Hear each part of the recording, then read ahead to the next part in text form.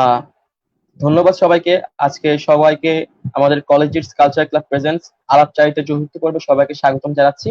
আজকে আমাদের সাথে অতিথি হিসেবে যিনি আছেন তিনি হচ্ছেন আরিফ মনিউদ্দিন ভাইয়া, একজন এক্স কলেজিয়েট এবং ফেসবুকে বেশ জনপ্রিয় একজন লেখক, এবং তার একটি কবিতার বইও আছে। আমরা সবাই জানি যে ওল্ড সোলস ইনকর্পোরেশন নামে যে পেজটি আছে সেটা হচ্ছে ওনার পেজ। আহ যদি শুরু করতে যাই, সেটা হচ্ছে হুমায়ুন আজাদের একটি উক্তি, হুমায়ুন আজাদ প্রবচন গুচ্ছ, সেখান থেকে এসছে। তো সেটা হচ্ছে যে বাঙালিরা জীবিত প্রতিভাকে লাশে পরিণত করে, আর মৃত প্রতিভাকে কবরে আগরবাতি দেয়। বিষয়টা হচ্ছে এরকম। তো আজকে আমরা আমাদের আলাপচারিতায় স্বাগতম জানাচ্ছি আরিফ মনিউদ্দিন ভাইয়াকে।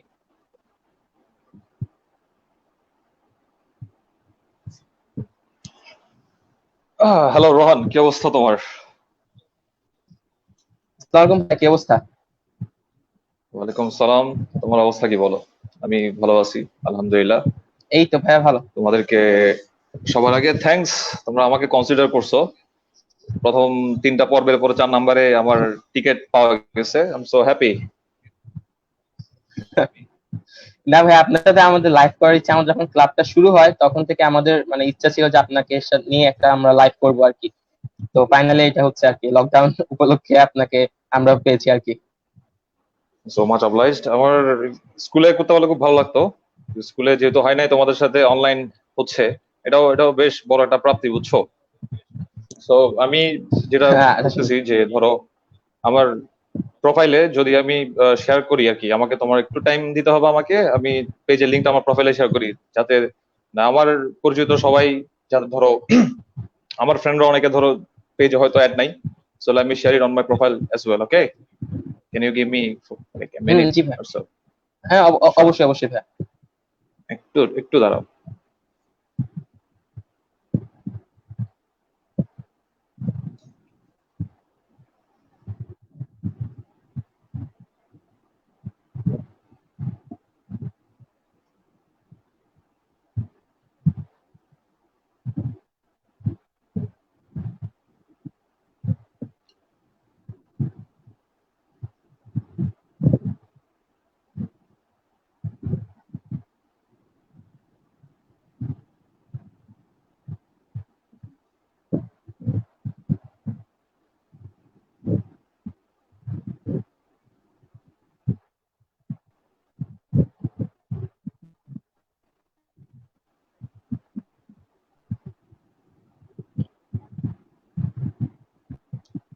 হ্যাঁ, করা যায় এখন।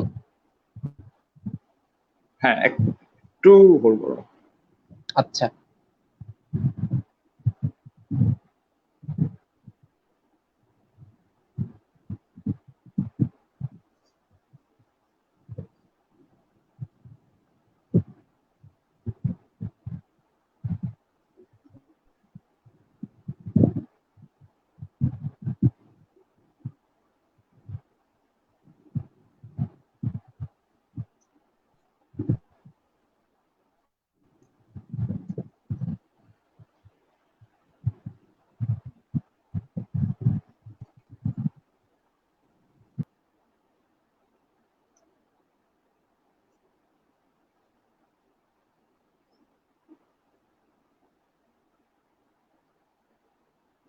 তোমরা আমাকে পাচ্ছো?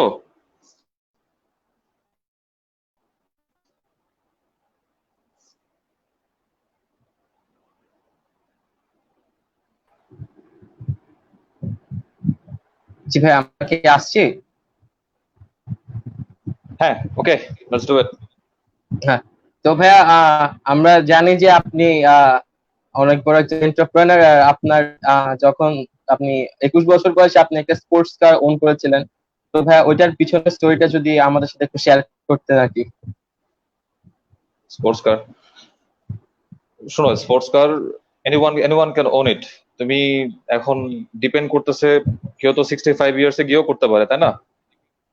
এখন ধরো স্পোর্টস কার ওন করার জন্য কেউ যদি কাজ জি। শুরু করে 60 ইয়ার্স অফ এজ থেকে শুরু করে, সে হয়তো 65-এ গিয়ে ওন করবে বা 63-তে গিয়ে ওন করবে। তো 21-এ ওন করার জন্য আমাকে 17 ইয়ার্স থেকে শুরু করতে হয়েছে, যেটা আমি করছি আর কি। So I had to work really hard plus আমি যখন বাইরে ছিলাম, আমাদের বাংলাদেশে একটা বুঝছো মানে খুব ভুল ধারণা আছে। এটা হচ্ছে যারা বিদেশে পড়ালেখা করতে যায় ওরা খুব ধরো কি বলবো বেশ সচ্ছল ঘর থেকে উঠে আসে, বেশ বড় ওই যে একটা বাজেট লাগে ওদেরকে পড়াশোনা করানোর জন্য। এটা হচ্ছে খুব ভুল একটা ধারণা। যখন তুমি বাইরে যাবা তখন একটা ফ্যাক্ট হচ্ছে একটা ইউএস ডলার সমান হচ্ছে বাংলাদেশের টাকায় কত টাকা, বর্তমান বাজারে ধরো 87 টাকা। তার মানে তুমি যখন বাংলাদেশ থেকে কাউকে 87 টাকা পাঠাবা সেটা ওখানে কি কত হবে, জাস্ট $1, তাই তো? এটা পসিবল না, তুমি বাংলাদেশ থেকে $1। কাউকে কখনো টাকা পয়সা পাঠায় পড়ানো পসিবল না। সো যে মিনিস্টারের ছেলে তাকে গিয়েও কাজ করা লাগে, বুঝছো? তো আমরা যেটা মানে আমি আর আমার আমার যারা সমসাময়িক আমরা যারা গেছি, তো যাওয়ার ঠিক 1 সপ্তাহের মধ্যে আমাদেরকে কাজে ঢুকতে হয়েছে। কাজ মানে কিরকম কাজ, ধরো তুমি একটা সুপার স্টোরে কাজ করতেছো, তোমাকে দাঁড়ায় থাকতে হবে 7 থেকে 8 ঘন্টা, তোমার কাস্টমার নিতে হবে, তোমাকে স্টকিং করতে হবে, বিনিময়ে তুমি ঘন্টায় $10 করে বেতন পাবা, হাইয়েস্ট পেইড। তুমি অ্যাজ এ স্টুডেন্টের কথা বলতেছি আমি তোমাকে। তো এখন ওখানে দুইটা অপশন আছে। ওয়ান হচ্ছে তুমি সারা জীবন ওই $10 বেতনে কাজ করে যাবা, তুমি সচ্ছল থাকবা, তুমি বেশ সচ্ছল থাকবা, এমন না যে তোমার কোনো অভাব দেখা দিবে। তুমি $10 দিয়ে ঘন্টায় তুমি প্রতিদিন যদি 8 ঘন্টা বা 10 ঘন্টা করে কাজ করো, তুমি $100 করে কামাচ্ছ। তার মানে মান্থলি তুমি $3000 মেক করতেছো। এটা একটা অপশন। আরেকটা অপশন হচ্ছে তুমি কিছু টাকা সেভ করে যদি সবচেয়ে পারফেক্ট টাইমে ভালো জায়গায় তুমি ইনভেস্ট করতে পারো, লাইক তোমার যদি মাথায় এটা থাকে যে I will start my own business, ঠিক আছে, তুমি এন্টারপ্রিনার হওয়ার চেষ্টা করো। এবং ইফ ইট ওয়ার্কস আউট, একটা কথা হচ্ছে অ্যাব্রোডে, if it works out your business works out, there is no limit. So আমরা প্রথম 2 বছর কাজ করার পরে আমি আর আমার বড় ভাই আমরা আমাদের ফার্স্ট ছোট একটা তোমার সুপার শপ আমরা নিয়ে, কোনো এমপ্লয়ি ছাড়া আমরা দুজন কাজ করতাম। দোকানটা তোমার 24 আওয়ার্স ওপেন ছিল। সো আমাদের শিফটিং হয়তো এরকম 12 আওয়ার্স। কেউ একদিন সারাদিন, কেউ একজন সারাদিন কাজ করতো, আরেকজন সারা রাত কাজ করতো। স্টকিং গুলো আমরা করতাম। তো এটা করতে করতে করতে করতে 1 বছর আমরা এমপ্লয়ি ছাড়া কাজ করছি। So we made a Fortune. এখানে ফরচুন বলে কোনো কথা নাই আসলে, এমন না যে তুমি ঘুমের মধ্যে এই যে গুপ্তধন পাইছো। Work hard. তুমি বাংলাদেশেও এরকম যারা অনেকে আছে না যে তোমার হার্ড ওয়ার্ক করছে, they made it, up to the mark. এখানে আসলে কোনো কি বলবো তোমাকে, এই যে এটা তো সারপ্রাইজ না যে আমার মতো যারা করছে তারা সবাই হুম। সবাই সবাই দে গট এভরিথিং। স্বাভাবিক। এখানে আসলে কোনো কি বলবো যে গড গিফটেড বা কোনো গিফটেড নাই। বাংলাদেশের এটা ভুল ধারণা, এটা ভাঙানো উচিত আমি মনে করি। যখন কেউ কাজ করে, যে কাজ করেই পায়, কাজ ছাড়া আসলে কোনো কিছু আসে না জীবনে। That's the truth. I work exactly ভাই। হার্ড। আর কিছু এক্স্যাক্টলি। ট্রিক, ইউ তো হ্যাভ ভাইয়া to know the trick when আপনার, you need to invest. জি, হ্যাঁ আমরা প্রায়শই আপনার ফেসবুক ওয়ালে গেলে খুব সুন্দর সুন্দর কিছু লেখা দেখতে পাই, যেগুলো আমাদের মতো ইয়াং জেনারেশনের যারা আমরা ছেলেপেলে আছি ওদেরকে ইন্সপায়ার করে, বা আমরা আমাদের পার্সোনাল লাইফ বলেন বা যে কোনো লাইফ বলেন আমরা রিলেট করতে পারি খুব। তো ভাই এগুলো কি মানে ছোটকাল থেকেই ইন্সপায়ার্ড, নাকি কোনো রিয়েল লাইফ ইনসিডেন্ট বা কোনো কিছুর উপর বেস করে এসব মানে আপনি লেখা আসা বা এই ধরনের কিছু? তোমার লিখতে গেলে যেটা হয়, যখন তুমি লিখবা, বুঝছো, লেখার সবচেয়ে বড় সিক্রেটটা হচ্ছে তোমার লেখা কখন কেউ পছন্দ করবে, যখন নিজের সাথে কেউ রিলেট করতে পারে, বুঝছো। রিলেট করতে পারাটা হচ্ছে সবচেয়ে দরকারি জিনিস, লেখা বলো গান বলো। যখন আমরা একটা গান শুনি, গানটা কেন আমাদের বেশি পছন্দ হয়, গানের কোনো লিরিক বা কোনো একটা পার্ট আমরা নিজের সাথে রিলেট করতে পারলে আমাদের পছন্দ হয় বেশি। এখন আমি যেটা করি, বুঝছো, আমার যেরকম চাইল্ডহুড ছিল বাংলাদেশে, আমি মনে করি 90% ছেলেপিলেরও সেম চাইল্ডহুড। হ্যাঁ, আমি আমার যেরকম বয়হুড ওদেরও সেম। আমি যেরকম স্কুলে যাওয়ার সময় কোচিং এ গেছি, ওরা আমার ফ্রেন্ডরা আমার সাথে গেছে, তো ওরাও সেম জিনিসটাই এক্সপেরিয়েন্স করছে। তো ওদের হয়তো টাইম নাই বা ইচ্ছা নাই, ওরা লিখে না, আমি লিখি। এখন লিখলে যেটা হয় কি, ধরো 10 জনের মধ্যে একজন ওদের হয়ে কাজটা করে দিচ্ছে, they can relate, so they are love in it. আমি বেশিরভাগ সময় ধরো nostalgia, I miss my childhood. আমার ছোটবেলা, এই যে আমি এখন যেখানে আছি, এখন গ্রামে চন্দনাইশ আমার নানা বাড়ি। আমার ছোটবেলা কাটছে চন্দনাইশে গ্রামে। তারপরে ক্লাস 4 এর পর আমি শহরে গেছি। তো যেসব জিনিসপত্র আমি দেখছি জিনিসগুলোকে হচ্ছে আমি মনে রাখার ট্রাই করছি, কারণ we only live one one one life, এটাই তো আছে। ঠিক আছে, এখানে ছোট বড় যেটাই ঘটতেছে সবই আমি মনে করি বুঝছো exactly. Phenomenal. This is phenomenal. Every good day, every bad day, everything should be remember. আমি ওটাই করতেছি, ওটাই লিখতেছি। এখানে স্পেশাল কোনো সাহিত্য জ্ঞান আমার নাই, কারণ আমি তো ধরো বাংলা সাহিত্যের স্টুডেন্ট না। যখন আমি লিখতে যাচ্ছি কবিতা বলো প্রবন্ধ বলো, আমি সাহিত্য আমার মাথায় নাই। যে জিনিস আমি ধরো আমি জানি না, ওটা ওটা ওটা রিপ্রেজেন্ট করার কোনো মানে হয় না। আমি সাহিত্যিক না, আমি একটা আচ্ছা। ফেসবুকার। তুমি যেরকম ফেসবুকার আমিও ফেসবুকার। আমার লেখাটা সাহিত্য নাই জায়গায়, কখনো ভুল করবা না যে এই ভদ্রলোক লেখালেখি করতেছে, এটা ভুল কথা। এই ভদ্রলোক স্ট্যাটাস লিখতেছে। ফেসবুকের স্ট্যাটাস কখনোই সাহিত্য না।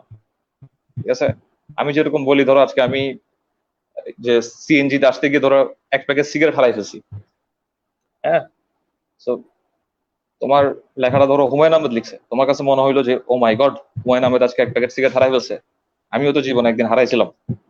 হ্যাঁ, ওইটা ওইটা ওইটা ওইটা হুমায়ুন আহমেদ বইতে লিখতেছে, ওইটা একটা ব্যাপার।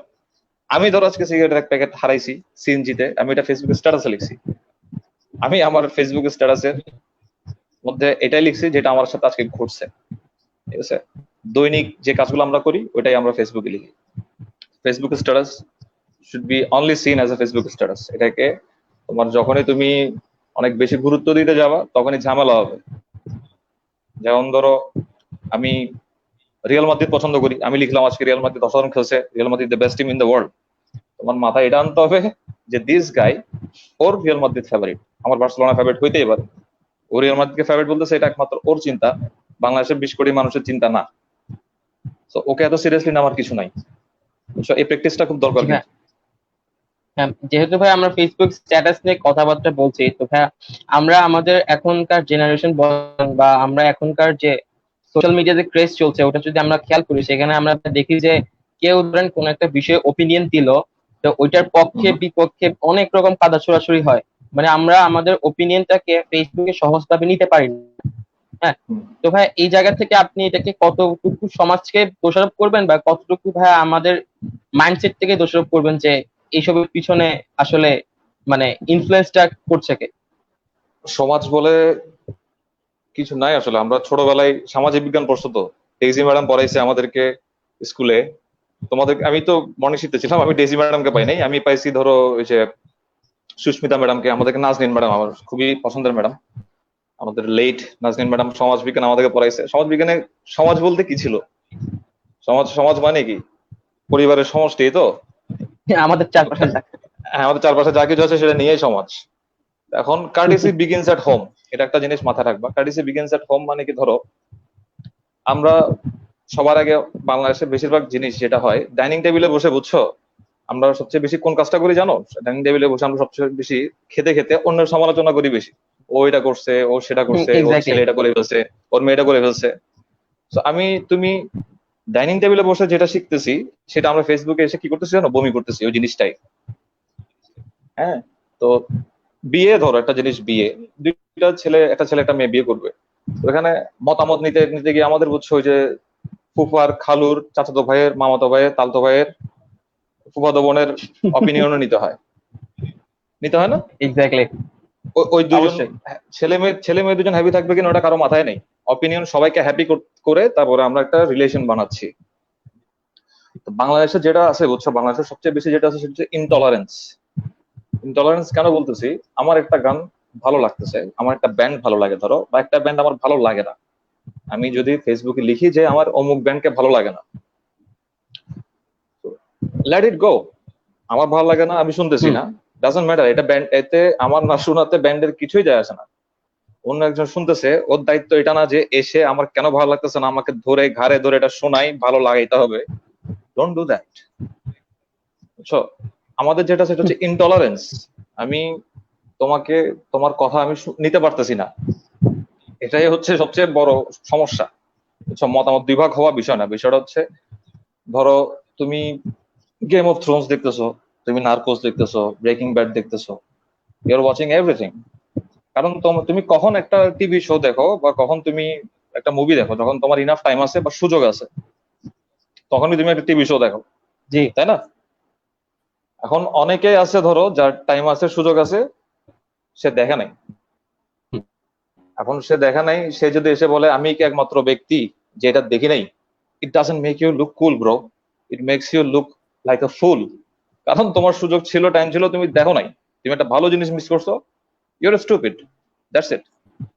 হ্যাঁ, তুমি সুযোগ বা টাইমের কারণে পারো নাই, ইটস ওকে। বাট যে দেখতেছে ওকে ছোট করার দরকার নাই, যে দেখতেছে না ওকে ছোট করার দরকার নাই, এনজয় ইট। এটা এটা এটা একটা প্রিভিলেজ না? তুমি 1999 বাদ দাও, আমরা ফেসবুক পাইছি বাংলাদেশে 2009 পরে অ্যাভেলেবেল পাইছি। আগে ছিল, আমি এসএসসি পরীক্ষা পরে ফেসবুক পাইছি। তা এখন আমি তোমার সাথে কথা বলতে পারতেছি। তুমি জাস্ট এখন চিন্তা করো, এই লকডাউনে যদি তোমার হাতে স্মার্টফোন না থাকতো, তুমি কি করতা? তোমার টাইমটা কিভাবে যায় আমাকে বোঝাও তো। কি পরিমাণ ডিপ্রেস থাকতা? তো আসলে world is open, ah, world is changing. বাংলাদেশের, তুমি এই জায়গায়, আমি যে জায়গায় এসে ওই পরিপ্রেক্ষিতে ওয়ার্ল্ডকে বিবেচনা করতে গেলে তো হবে না।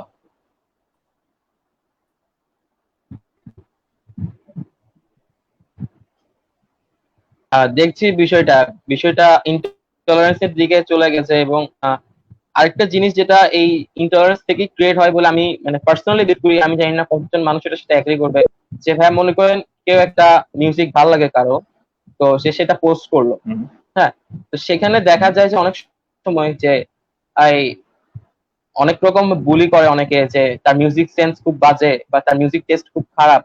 ভাই কেউ হুম। তো গান ভাইয়া মানে শোনে না যে তার মিউজিক টেস্টটা কাউকে দেখানোর জন্য, এক্স্যাক্টলি সে শোনে তার ভালো লাগে বা তার ভিতর থেকে গানটাকে ফিল করে দেখে সে গানটা শোনে, তাই না?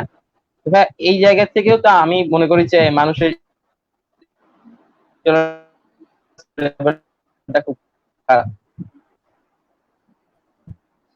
ফার্স্ট অফ অল, তুমি মোবাইল, আইপড, তোমার ওয়াইফাই লাইন, তোমার internet connection, whatever you have bought it either with your money or your father's money. কি জন্য কিনছো? নিজেকে এন্টারটেইন করার জন্য, এই তো। ঘুমাতে যখন যাচ্ছ কানে হেডফোন ঢুকায় গান শুনতেছো, নিজে এক্স্যাক্টলি। এন্টারটেইন হয়ে ঘুমায় যাচ্ছ। ফেসবুকে ডাটা কিনছো নিজের জন্য, ভাই টাকা পয়সা খরচ করে ডাটা কিনতেছো। হ্যাঁ, আমি দেখছি গ্রামীণ ফোনে তোমার 3 জিবি ইন্টারনেট কিনতে ধরো 3 দিনে, তিন দিনে যে অফারটা, ওটা কিনতে 70-75 টাকা খরচ হয়, 75 টাকা, লট অফ মানি। হ্যাঁ। তো এটা হার্ড ওয়ার্কের পরে আর্ন করা মানি। ওটা ওটা দিয়ে আমি ইউজ করতেছি নিজেকে এন্টারটেইন করার জন্য। Why to give a damn about what people are thinking? Stop করো। কারণ তুমি দেখবা, when you are like you are in trouble, তোমার কাউকে দরকার, সাপোর্ট দরকার, মেন্টাল সাপোর্ট দরকার, you will not have anyone. কাউকেই পাবা না। ফেক। তোমার ওর মতামত নেওয়ার দরকার কি? Don't give a damn. Hmm. হ্যাঁ, আপনি প্রোফাইল থেকে যদি এটা আরেকবার শেয়ার করতেন, মনে হয় আপনারটা ঠিকভাবে শেয়ার হয়নি, যদি একটু কাইন্ডলি চেক করতেন আর কি লাইভটা। Okay, sure. Just give me a second.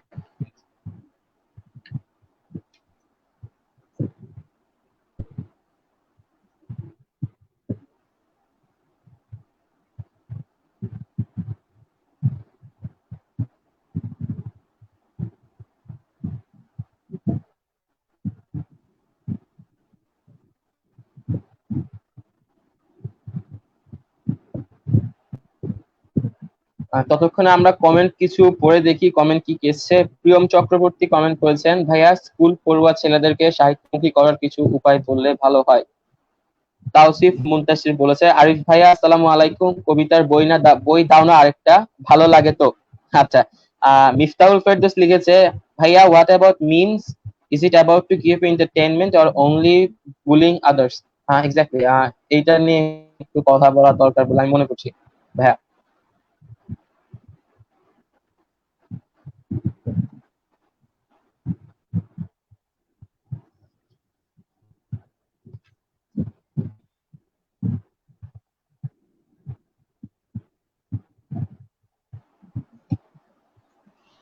হ্যাঁ রোহান, আমি শেয়ার করছি আবার। আমি, হ্যাঁ তুমি আমাকে পাচ্ছ আমাদের একটা, ঠিকঠাক? হ্যাঁ জি ভাই পাচ্ছি। ভাইয়া আমাদের একটা হুম। কমেন্ট এসেছে যে, ভাইয়া what about memes, is it about give entertainment or only bullying others? Meme, meme তো ধরো, তুমি মিম যখন বানাবা, নির্মল বিনোদন, ইটস জাস্ট ফর ফান। এখন বাংলাদেশে আমি বাংলাদেশ বাংলাদেশ কথাটা বেশ কয়েকবার বলছি, ডোন্ট টেক ইট আদারওয়াইজ, যে আমি আমার দেশকে ছোট করে, আমাদের মেন্টালিটিকে ছোট করে কিছু বলতেছি। বাংলাদেশ মানে হুম আমিও, বুঝছো, আমিও রিপ্রেজেন্ট করি বাংলাদেশকে। আমাদের আমাদের বলি, বাংলাদেশ না বলে আমি আমাদের কথা বলি। আমাদের সবচেয়ে বড় একটা মানে প্রাপ্তি কি জানো? প্রাপ্তিটা হচ্ছে এরকম, যখন আমরা একসাথে ফ্যামিলি মিলে আড্ডা দিই, সবার আগে আমরা কি করি জানো? সবার আগে আমরা মানে সেন্স অফ হিউমার বলতে বুঝি কি, একটা ফ্রেন্ডকে পচানো।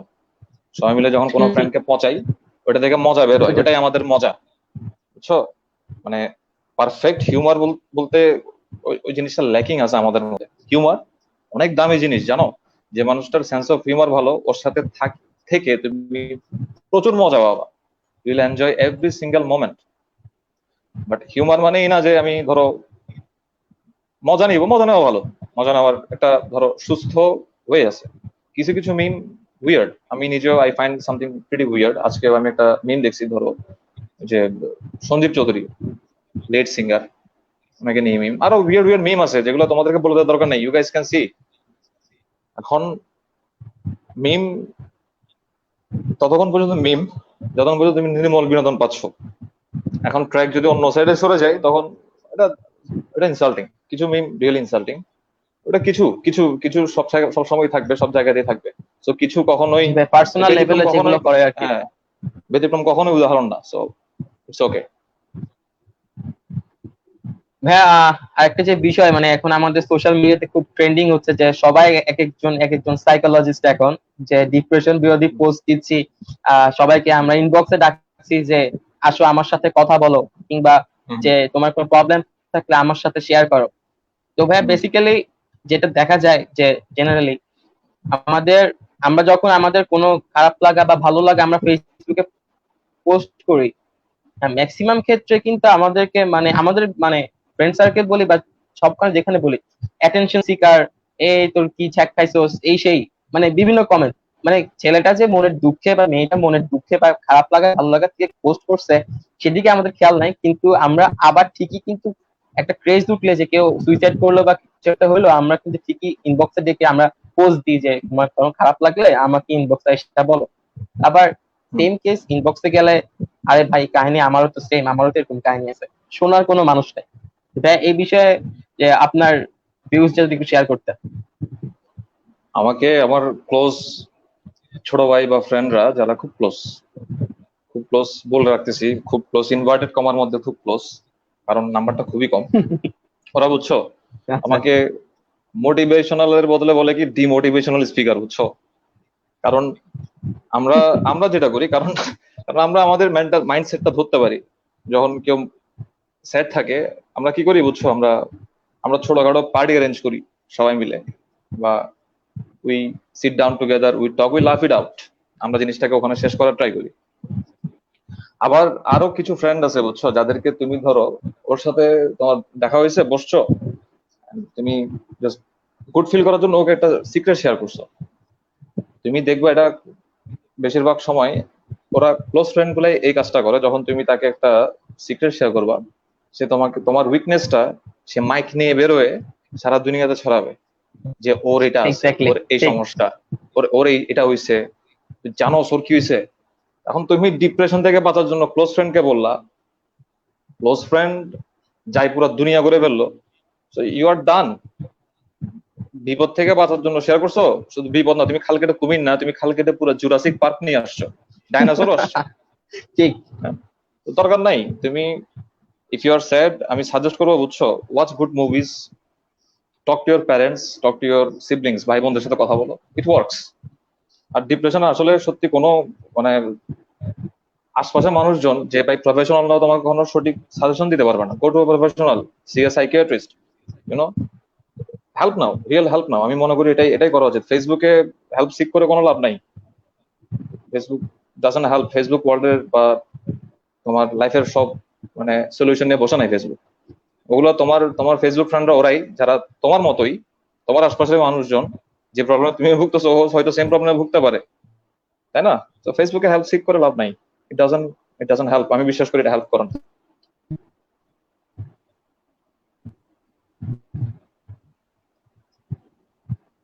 একটা কমেন্ট এসছে যে মানে আপনার লাইফ মানে ভাইয়া লাইফে কোনো সময় ফ্রাস্ট্রেশন আসলে সেটাকে আপনি কিভাবে হ্যান্ডেল করেন? মানে হতাশা তো সবার জীবনে আসে, the practice who's controlling his emotion perfectly. আচ্ছা, লাইফে হতাশা আসলে আমি কি করি? ফ্রাস্ট্রেশন আসলে, আচ্ছা, the fact who is controlling his emotions perfectly. আমি আমি হতাশা আসলে সবার আগে যেটা করি, আমি হতাশা আসলে গান শুনি ভাই।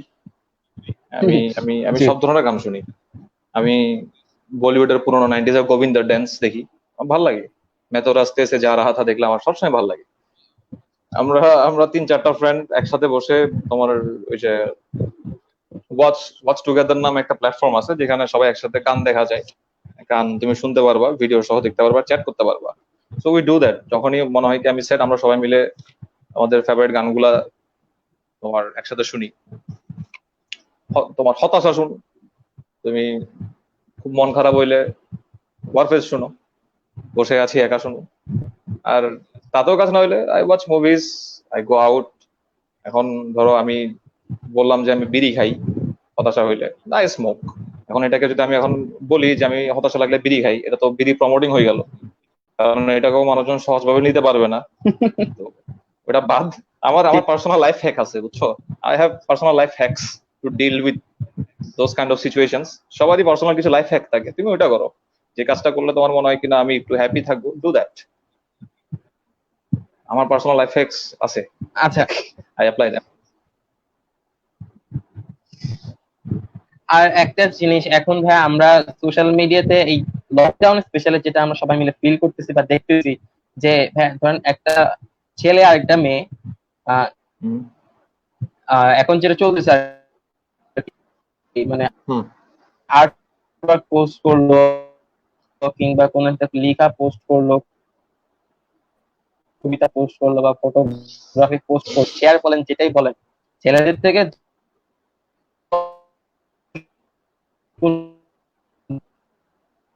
হুম গুণ বেশি থাকে।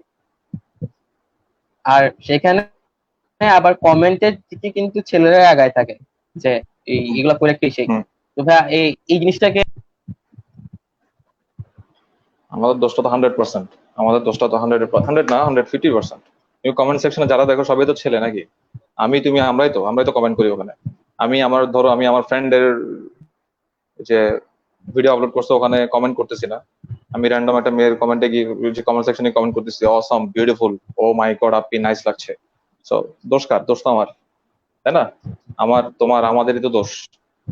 এখন ধরো তোমাকে এই জিনিসটা আমি একটু ধরো ভেঙে ভেঙে বোঝাই। আমি একজন ফেসবুকার, ধরো উনি really famous at this moment. উনি এক সময় করতো কি, এদিক সেদিক থেকে লেখা উনি মানে সিস্টেম করে পোস্ট করতো। সিস্টেম করে পোস্ট করতে করতে সবাই ঝাঁপায় পড়ছে। একজন মিডল এজড উমান, গুড লুকিং, উনি খুব সুন্দর করে ছবি টবি তোলে, পোস্ট করে। সো উনি ধুমাই লাইক পাওয়া শুরু হয়েছে, তোমার বেশ ফলোয়ার লাখ টাক ছাড়াই গেছে এখন। So, উনি আমার লেখাও কপি করছে একটা সময়, যেটা আমি এই জন্য পার্সোনালি বলতেছি, না করলে বলতাম না, এটা ওনার ব্যাপার। এখন যেটা হয় কি, উনি ধরো লিখতেছে আমার অনেক গরম লাগতেছে, আজকে ডাল খাই নাই, যে লাঞ্চ রান্না করছি, মুরগির সালুন ছিল, ডাল ছিল, ডাল মজা হয় নাই, ডাল খাই নাই। আরে ভাই 3000 লাইক, সবাই বলছে যে আপু ডাল কেন খান নাই, ডাল শরীরের জন্য ভালো, প্লিজ ইট সাম ডাল, লবণ দিয়ে দেখেন, মনে হয় একটা কাঁচামরিচ বা একটা পোড়ামরিচ ভেঙে দিলে বেশ ভালো মজা হবে, ওইটা ট্রাই করে দেখেন। সিরিয়াসলি, এটা দিস ইজ গোয়িং অন। তুমি একটা ঘটনা শেয়ার করি তোমাদের সাথে, সেটা হচ্ছে অল ইন্ডিয়া বকচোদ। তোমরা এআইবি কে চিনো? এআইবি এটা ছিল একটা তোমার ডিজিটাল এজেন্সি ইন্ডিয়ার, একদম শুরুর দিক থেকে। যখন ইউটিউব হ্যাঁ হ্যাঁ জনপ্রিয়তা পাচ্ছে তখন এআইবি ছিল তোমার লাইট বিয়ারার। এত অসাধারণ কন্টেন্ট ছিল ওদের, এত অসাধারণ, এত মারাত্মক সব কন্টেন্ট, ক্লাসি। তুমি যদি দেখো ওদের campus placement, honest Indian wedding, তারপরে ধরো এই যে AIB podcast, they were like on the top of the game. ওরা গেমটা স্টার্ট করছে এআইবি। এআইবি যেটা করতো, বুঝছো, এআইবির সবচেয়ে বড় মানে আরেকটা পয়েন্ট ছিল কি, ওরা সবসময় ফেমিনিজম দেখাইতো, বুঝছো, সব ভিডিওতে। মানে জোর করে ফেমিনিজম গিলানো একটা ব্যাপার আছে না, জোর করে ফেমিনিজম গিলাবো তোমাকে, হ্যাঁ প্রত্যেকটা ভিডিওতে হ্যাঁ they use to put feminism. এখন ফেমিনিজম হচ্ছে খুব ডেঞ্জারাস একটা জিনিস যদি তুমি হ্যান্ডেল করতে না জানো। If you know its perfect meaning, real meaning, it's a wonderful thing. It's about respecting a women, it's about giving them a hand, working together. এখন তুমি যদি হ্যান্ডেল করতে না জানো, এটা হচ্ছে তোমার কি বলবো, ওই যে নিউক্লিয়ার এনার্জির মতো। তুমি নিউক্লিয়ার এনার্জিকে দিয়ে আইদার কারেন্ট বানাতে পারো, সবকিছু বানাতে পারো, অথবা বোম মেরে মানুষ মারি ফেলতে পারো, আপ টু ইউ। এখন এআইবি তে বুঝছো, এআইবি যখন একদম মানে খ্যাতির চূড়ায়, তখন একদিন একটা মেয়ে সে পোস্ট করলো, তখন বলিউডে মাত্র, যে হলিউডে হার্ভি ওয়াইনস্টাইন তোমরা হয়তো অনেকে জানো হার্ভি ওয়াইনস্টাইন কে। হার্ভি ওয়াইনস্টাইন হচ্ছে মিরাম্যাক্স, হলিউডের মিরাম্যাক্স যে তোমার মুভি প্রোডাকশন, মিরাম্যাক্স এর হি ওয়াজ দ্য লাইক লিডার। ওরা দুই ভাই ছিল, হার্ভি ওয়াইনস্টাইন সহ। মিরাম্যাক্স হচ্ছে তোমার ওই টাইমে সবচেয়ে বেশি অস্কার পাওয়া মুভিগুলা ওরা প্রডিউস করছে। তোমার দ্য ইংলিশ পেশেন্ট, তারপরে শেক্সপিয়ার ইন লাভ, ওরা করছে। সাডেনলি তোমার যে মোস্ট প্রবাবলি 3 বছর আগে মি টু মুভমেন্ট যেটা শুরু হয়েছে, হার্ভি ওয়াইনস্টাইন ধরা খাইছে। He was a predator, was a dangerous guy. So ওকে দিয়ে শুরু হয়েছে মি টু মুভমেন্ট অ্যাকচুয়ালি। তো ওটা বলিউডে আসছে, বলিউডেও তোমার তনুশ্রী দত্ত, নানা পাটেকরকে বলছে, এরকম অনেকজনকে এক্সপোজ করার ট্রাই করছে। এরকম একদিন ধারাবাহিকতা যেটা হয়েছে, এআইবি কে একজন একটা মেয়ে, ওর নামটা আমি ভুলে গেলাম মেয়েটার নাম। তো ওদের একজন মেম্বার, এআইবির একজন মেম্বার উৎসব চক্রবর্তীকে নিয়ে পোস্ট দিছে যে সে ওকে হ্যারাস করছে সেক্সুয়ালি, ব্লা ব্লা ব্লা ব্লা ব্লা। সাথে সাথে জিনিসটা এত বেশি ছড়াইছে বুঝছো, দাবানলের মতো ছড়াই গেছে চারিদিকে। সো এআইবির যতগুলা তোমার ছিল, স্পন্সর ছিল ওদের ভিডিওতে স্পন্সর করতো, সবাই চলে গেছে, এভরিবডি লেফট দেম। মেয়েটাকে ফোর্বস ম্যাগাজিন থেকে ওকে অ্যাকোয়ার করে, ওকে ফোর্বস ম্যাগাজিন থেকে যে তোমার মেয়েদের মিটু মুভমেন্টের লাইট বিয়ারার বলে ঘোষণা দেওয়া হয়েছে। সবকিছু তোমার উৎসব চক্রবর্তীর লাইফ হেল্প, এআইবি গন, সবকিছু ডান। ছেলেটা উৎসব সে সুইসাইড অ্যাটেম্প করছে কয়েকবার। যেটা হয়েছে তোমার 2019 সালে এসে ছেলেটা কিছু ফোন রেকর্ড, কিছু মেসেজ, রিয়েল প্রমাণ নিয়ে হাজির হয়েছে যে যেটা ঘটছে that was not true. Say authentic প্রমাণ নিয়ে আসছে বুঝছো, অথেন্টিক, যে ওর সাথে যেটা হয়েছে ওকে ফাঁসানো হয়েছে। ওরা, মেয়েটার বোন ছিল লয়ার, ওরা দুইজন মিলে ওকে সিস্টেমেটিক্যালি খুব কড়াভাবে আটকাইছে। উৎসব যখন সবগুলো প্রমাণ নিয়ে আসলো, তখন ওর পোস্টে বুঝছো কোনো সেলিব্রিটি, কোনো ফোর্স ম্যাগাজিন এসে ওকে ব্যাক করে নাই, ওকে কেউ হেল্প করে নাই, ওকে বলে নাই যে তোমার ক্যারিয়ার তো শেষ হয়ে গেছে, তুমি উৎসব চক্রবর্তীকে নিয়ে গুগল সার্চ করো, আসবে তোমার ওই যে ওর সেক্সুয়াল হ্যারাসমেন্ট নিয়ে। এটা ওকে কেউ চাকরি দিবে? কোথাও গিয়ে টিকতে পারবে ছেলেটা? ওর লাইফটা যে হ্যালো, এখন ফোর্বস কই, এখন ফোর্বস ম্যাগাজিন কই, বলিউড কই, সবাই কই। বাংলাদেশও সেম। আমি ধরো এখন কাউকে হেও করে একটা পোস্ট লিখলাম, এনিবডি, ছেলে মেয়ের কথা বাদ দাও, রিগার্ডলেস, আমি কাউকে নিয়ে পোস্ট করলাম, তুমি সাথে সাথে শেয়ার করে ফেললা। আরে ভাই, রেফারেন্স খুঁজো না, রেফারেন্স খুঁজে মেক শিওর করো যে যেটা জিনিসটা আমি বলতেছি এটা ট্রু কিনা, মেক শিওর, তারপরে শেয়ার করো। আমাদের যেটা হয়েছে, আমাদের ধরো আমরা বেশিরভাগ সময় ধরো ভার্সিটি স্কুল থেকে এসে লিখতে দিলে শুধুমাত্র গুগল করে, অ্যাসাইনমেন্ট করতে দিলে গুগল করে কপি করে দিয়ে দিই বুঝছো, রেফারেন্স আর খুঁজি না। ওই যে রেফারেন্সের নামও দিই না, কোথায় কপি করছে সেটাও বলি না। আগে ওটা শিখো যে কোনো একটা জিনিস জমা দিলে যেখান থেকে কপি করছো ওকে ক্রেডিট দেওয়া শিখো, ঘাটা শিখো। তুমি প্রেজেন্টেশনে গিয়ে যদি তোমার 5 নাম্বারের প্রেজেন্টেশনে যদি সুটেড বুটেড হওয়ার দিকে মনোযোগ বেশি দাও, তুমি তোমার কেস স্টাডি না করার চেয়ে সুটেড বুটের শাড়ি পরার প্রতি যদি তোমার মনোযোগ বেশি দাও, তাহলে তোমার তো আর কেস স্টাডি হইলো না। তুমি কেস স্টাডি শিখবা কোথা থেকে? এই 5 নাম্বারের জন্য আগে স্টুডেন্ট বুটের হওয়ার আগে ইউনিভার্সিটি থেকে যেটা উচিত যে ওদেরকে real life scenario case study করতে দাও। শাড়ি পরে আসা নাই, তুমি প্রেজেন্টেশনে জিরো দিচ্ছ। শাড়ি পরে কি প্রেজেন্টেশনের মেইন উদ্দেশ্য নাকি? স্টিভ জবস কি স্টুডেন্ট বুটের হয়ে তুমি কখনো দেখছো? ওই যে মার্ক জাকারবার্গের স্টুডেন্ট বুট দেখছো জীবনে?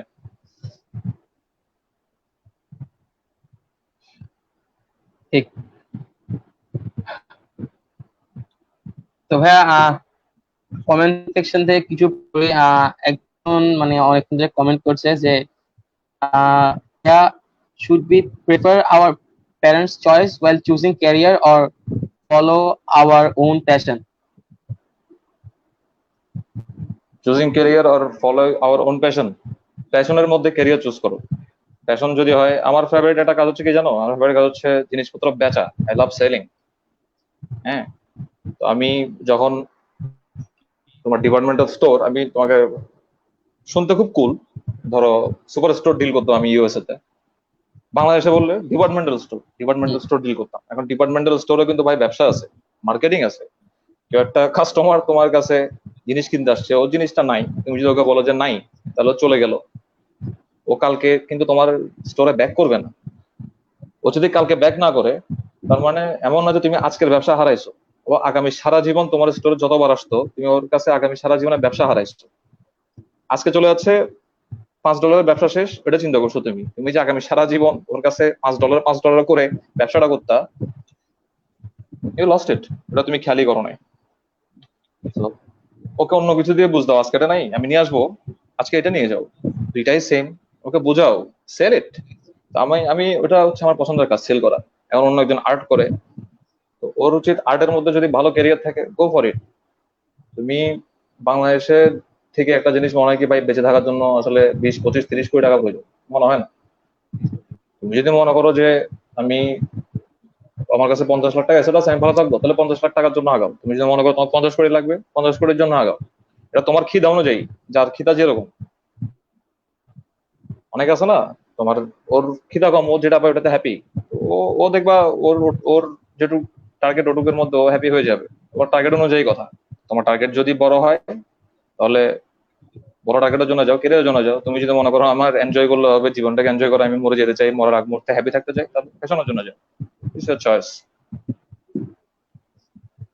আচ্ছা, ভাইয়া একটা ডেয়ারিং কাজ করতে যাচ্ছি। একটা কমেন্ট অনেকক্ষণ ধরে আমাদের পেজে আসছে, এটা পড়তে চাচ্ছি যে রিয়াদ আহমেদ জোনাক মৃধা কমেন্ট করেছেন, আপনি না কলেজিয়েটের নাম ডুবাইছেন, তাহলে আপনারা মাস্ট রিড এট হিম। আচ্ছা। রিয়াদ আহমেদ জোনাক আমার খুবই পরিচিত ছোট ভাই। সে সেও কিন্তু আমাদের কলেজের পরিবারের, সে ঢাকা কলেজের স্টুডেন্ট। সে কথাটা বলছে, বুঝছো, কথাটা বলছে সে হয়তো এক ধরনের কষ্টটা না, এটা একটা ডিস্টার্বিং ব্যাপার।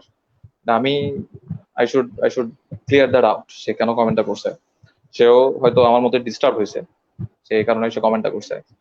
যাই হোক, আমি পার্সোনাল কথাবার্তা বলবো তোমাকে। ধরো তুমি যখন তোমার ফ্যামিলি মেম্বার কেউ, ঠিক আছে, ফ্যামিলি মেম্বার বলতে যে তোমার ধরো কাবিন নামা নিয়ে বউ নিয়ে যাও, গার্লফ্রেন্ড নিয়ে যাও, বা তোমার বোন নিয়ে যাও, এনিবডি। তুমি যদি তোমার তোমার স্কুল দেখতে যাও, তোমার স্কুল ধরো, তুমি তোমার গার্লফ্রেন্ডের সাথে গেছো তোমার স্কুল দেখতে, কারণ তুমি অ্যাব্রোডে ছিল, অনেকদিন বাইরে ছিল, you should go and see. এটা একটা স্মৃতিচারণের জায়গা। তুমি তোমার সবচেয়ে প্রিয় মানুষটাকে নিয়ে তোমার স্মৃতিচারণের জায়গায় যাবা, তোমার চাইল্ডহুড মেমোরিজ গুলো ওর সাথে শেয়ার করবা, রাইট? সো এই ধরনের একটা ঘটনা, আমি আমি জি। গেছিলাম আমার স্কুলে, আমি উইথ মাই নেফিউ, আমার গার্লফ্রেন্ড, আমরা তিনজন আমার স্কুলে ঘুরতে গেছিলাম, বুঝছো, স্কুল বিল্ডিং দেখতে গেছিলাম। আমার নেফিউ ও কলেজের স্কুলে পড়তে চায়, সে ক্লাস 3-তে পড়ে এখন। সে চাই আমার মতো, সে তার মামার মতো কলেজের স্কুলে পড়তে চায়, সে বালুর মাঠে খেলবে, এটা তার স্বপ্ন।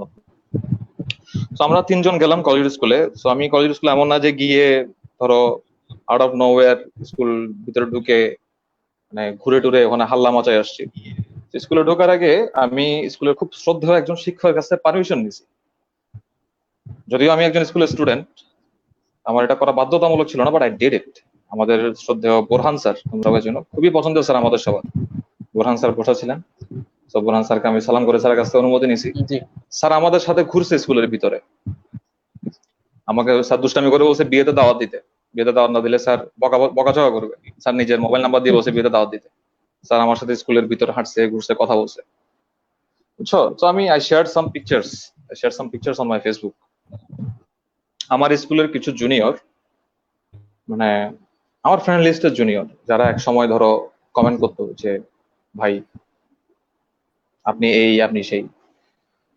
তো তাদের একজন আমার কমেন্টটা চোখে পড়ছে এরকম যে, তাও তাদের অন্য ফ্রেন্ডের একটা স্ট্যাটাসে, ওখানেও সে লিখছে আমি হ্যান ত্যান করছি, তার সাথে পার্সোনাল আমার কি প্রবলেম আছে সে লিখছে ওটা।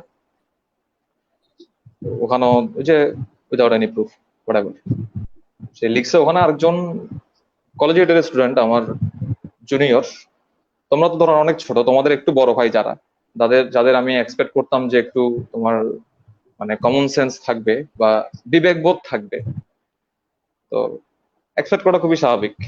ওরা এখন ইউনিভার্সিটির শেষ পর্যায়ে, ওরাও তোমার ন্যাশনাল লিড করবে কয়েকদিন পরে। তো একজন ওখানে লিখলো যে আমি এই কাজটা করে কলেজ স্কুলের নাম ডুবাইছি, বুঝছো?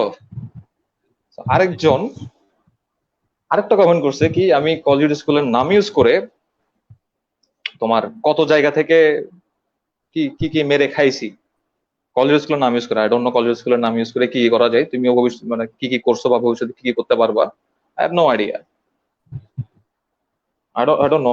ওটা ওটা ছিল ওদের কমেন্ট। তো ওই কমেন্টটা ওই যে আমাদের রিয়াদের চোখে পড়ছে, যে কমেন্ট করলো ওর। আমি ওর সাথে বসে অনেকক্ষণ চিন্তা করলাম ব্যাপারটা নিয়ে, আসলে আমরা কি করছি, যে কি কি এমন ঘটনা ঘটাই ফেলছি যে কলেজ স্কুলের নাম নষ্ট হয়েছে। তো আমি এই যে স্কুলের একটা অংশ, তোমাদের যে পেজ, এদের থ্রুতে আমি জানতে চাই কলেজ স্কুলের নাম ভাঙাই কি কি করা গেছে জীবনে, বা ও কি কি করছে, আমি কি করছি। If I get to know that would be a real good help. আর স্কুলের স্যারের পারমিশন নিয়ে আমি স্কুলে ঘুরতে গেছি, বুঝছো? সো ওখানে you are nobody, you are no freaking body to জাজ me why I did that. আর একটা কোয়েশন হচ্ছে, আমার সাথে যে গেছে ওদের স্কুল বলতে আমি বলি তোমাকে স্পেসিফিকলি বাবা স্কুলে, কিন্তু আমি সুস্বাগত সুস্বাগতম জানানো হয়েছে আমাকে সুন্দরভাবে, বুঝছো, বাবা স্কুলে। তো যে স্কুলে আমি আচ্ছা, কখনো পড়ি নাই, ওই স্কুলের গেলাম, ওই স্কুলে সুস্বাগতম জানাতে পারলো ওরা, এতটুকু মানে বদান্যতা ওরা দেখাইতে পারলো। আমার স্কুল, আমার প্রিয় স্কুল, আমার প্রিয় স্কুলের স্টুডেন্টরা কেন এটাকে নিতে পারলো না, এটা আমার এই জায়গাটায় দুঃখ আছে একটু, বুঝছো? এটাই হচ্ছে কথা। আমি আমি বললাম আমি তোমার সাথে শেয়ার করলাম পারফেক্টলি র ভাবে, why not man, bro code না।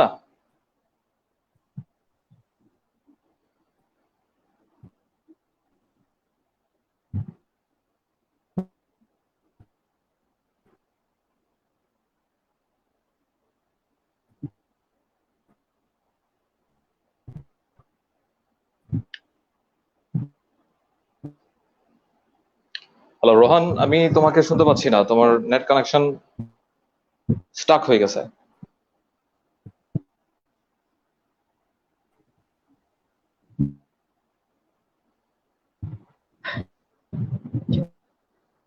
রোহান রোহান, একটা শুনতে পাচ্ছো? ইসলাম মাহমুদ লিখেছেন মন চাইলো।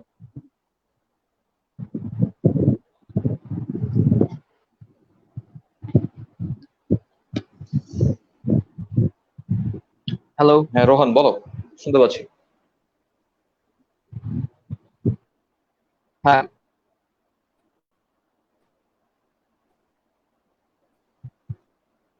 ভাইয়া, একটা মিস্টার কমেন্টে হোস্ট, পড়তে তোমার তোমার ইন্টারনেট প্রবলেম কিন্তু চরমে, তুমি একটু একটু এটা চেক আউট করো। চাচ্ছিলাম, সেটা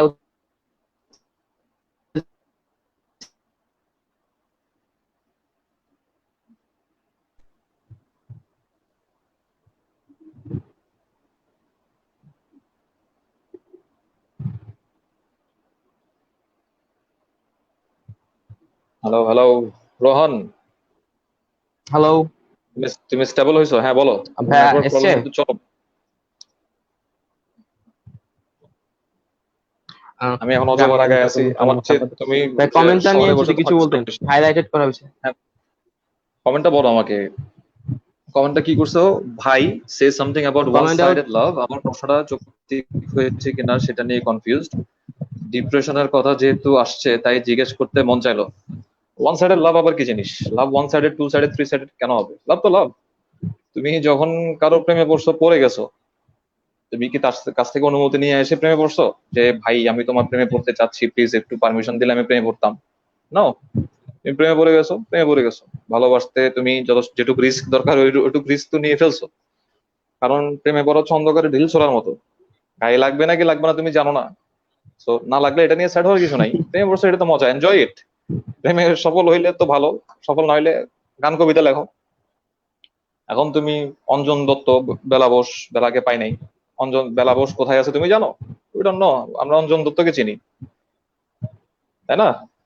Anjan Dutta famous, do something that makes you you know live through generation. কঠিন প্রেমে বললে ডিপ্রেশনে যাওয়ার কিছু নাই। আর যদি ডিপ্রেশনে যাও, করা করা লেখা লিখো, করা করা কবিতা লেখো।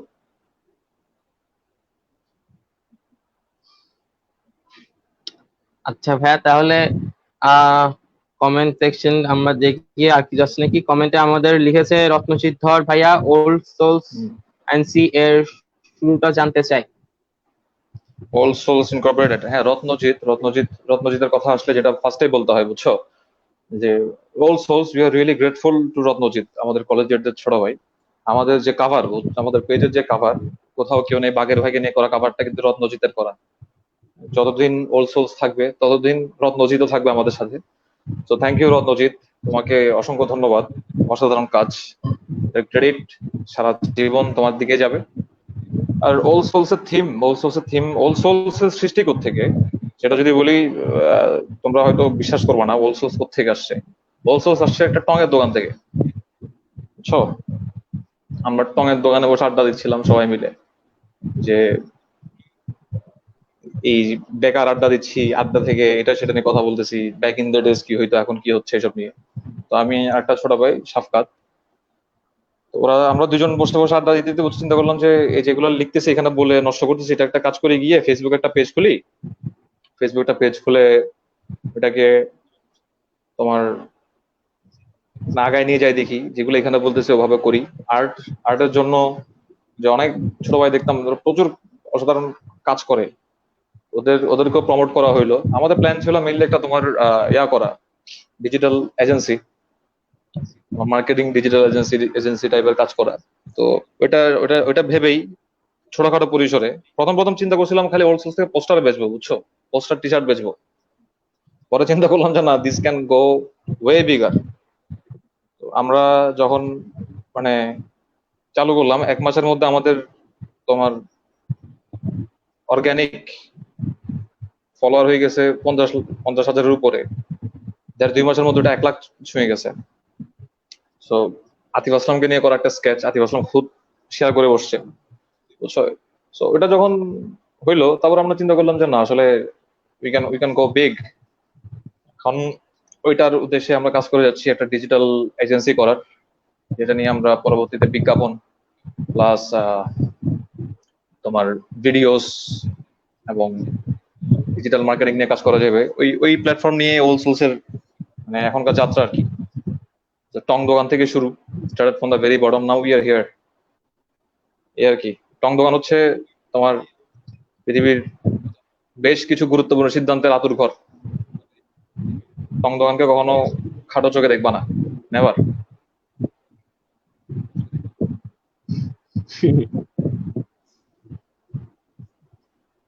ভাইয়া, আপনার জন্য একটা গানের রিকোয়েস্ট এসেছে, আপনি যে গান করতেন এটা তো আমরা জানতাম না। একটা গানের রিকোয়েস্ট আসার পর আমরা বুঝতে পারছি যে তুমি আসবে বলে কাছে ডাকবে বলে গান 4 লাইন করবেন প্লিজ ভাইয়া। তুমি আসবে বলে কাছে ডাকবে বলে, এটা খুব সম্ভবত পুরনো সুতরাং মুভির গান, অনেক পুরনো একটা বাংলা মুভির গান। যাই হোক, এটা এটা দেখা যাবে, এটা যাওয়ার আগ মুহূর্তে করে গিয়ে দিব, যেন তোমরা আমাকে নিয়ে বেশি কিছু বলতে না পারো। মানে খারাপ খারাপ কথা বলার আগে এখন গিয়ে ফেললে তো তোমরা আমাকে নিয়ে সমালোচনা করবা, আজে বাজে কথা বলবা। তো যাওয়ার আগ মুহূর্তে করে গিয়ে দিব, যেন আমি পালাই যেতে পারি, তোমরা কমেন্ট করতে না পারো।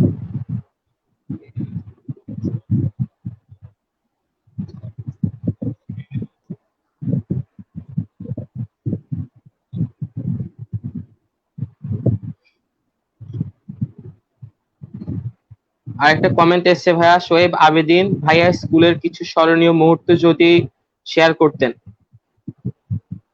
স্কুলের কিছু স্মরণীয় মুহূর্ত, হ্যাঁ স্কুলের বেশ কিছু স্মরণীয় মুহূর্ত আছে স্কুলে আমাদের।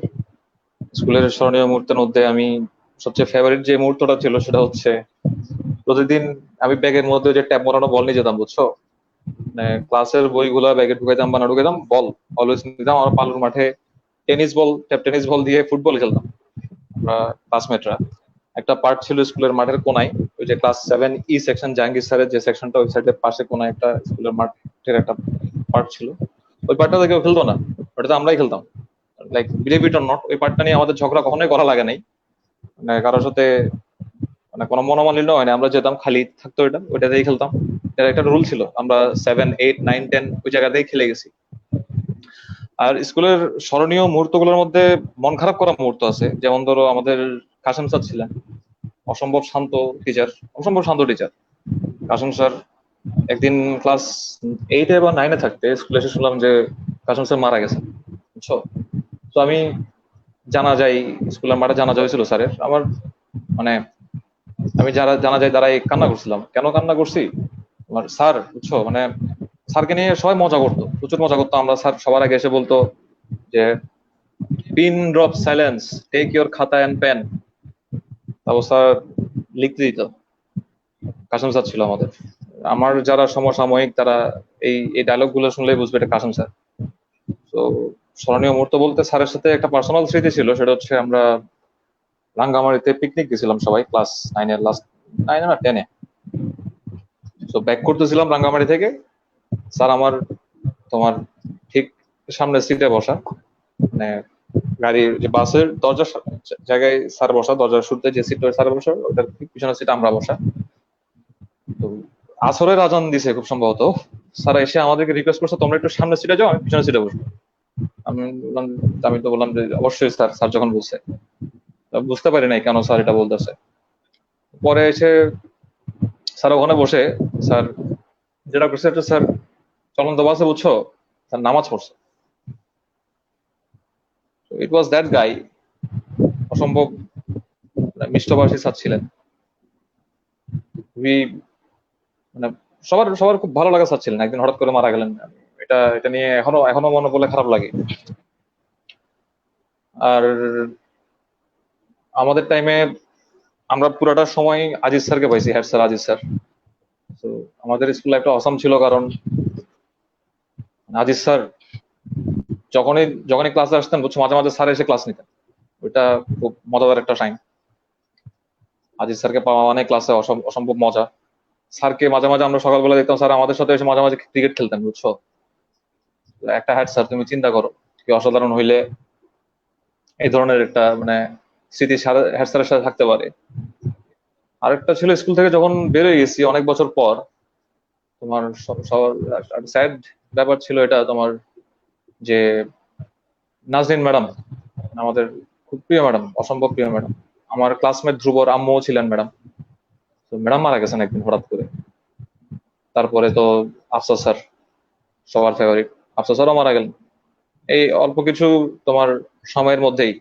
এগুলো ছিল স্কুলের স্যাড মেমোরিজ। ভালো মেমোরিজ বলতে গিয়ে স্যাড মেমোরিজ বলতেছি। তারপরে জাহিদ স্যারের কাছে প্রাইভেট পড়া, এটা ছিল একটা মিক্সড ফিলিং, কারণ আমার রোল নাম্বার ছিল 35।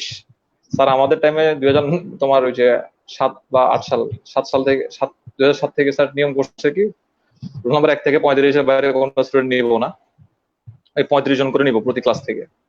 তো আমি ক্লাস 9 ই সেকশন, রোল নাম্বার 35। তো স্যার যখনই বায়োলজি পড়া হইতো, রোল নাম্বার 35 যারা যারা ছিল সবাইকে দাঁড় করে প্রতিদিন বায়োলজি পড়া হইতো, এভরি সিঙ্গেল ডে। এমন কোনোদিন বাদ যায় না যে স্যার রোল নাম্বার 35-কে পড়া ধরে নাই। স্যার বই খুলতো পড়ানোর জন্য, আমি দাঁড়ায় যেতাম।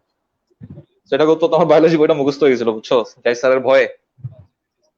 ওটা একটা গুড মেমোরি, এই আর কি, এই স্কুলের মেমোরি। আর স্কুলে everyday, every single day school memorable. School এত সুন্দর একটা টাইম স্কুলে, বুঝছো। শার্টে ইটের লাল রং লাগাই ঘরে ফেরত আসাটাও একটা গুড মেমোরি।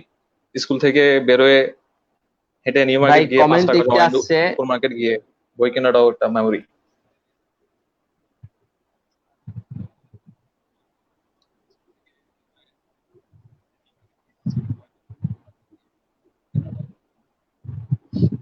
ভাই কমেন্ট আসছে একটা, যে কোনো ম্যাডামের উপর কোনোদিন ক্রাশ খেয়েছিলেন নাকি? আরে ভাই, আমরা তো তখন এত অ্যাডভান্স ছিলাম না, বুঝছো, ক্লাসের মিনিং জানতাম না।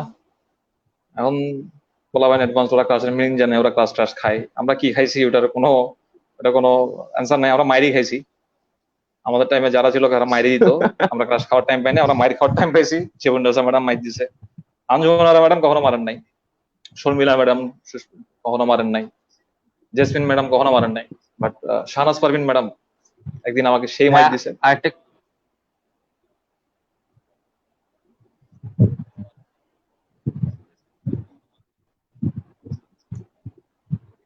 তারপরে আমাদের টাইমে স্যার ছিলেন শফি স্যার ম্যাডামদের উপর ক্রাশ খাইতো, আমরা স্টুডেন্টরা খাইতে পারি নাই, শফি স্যার খাইতো ক্রাশ। ভাইয়া আমরা আমাদের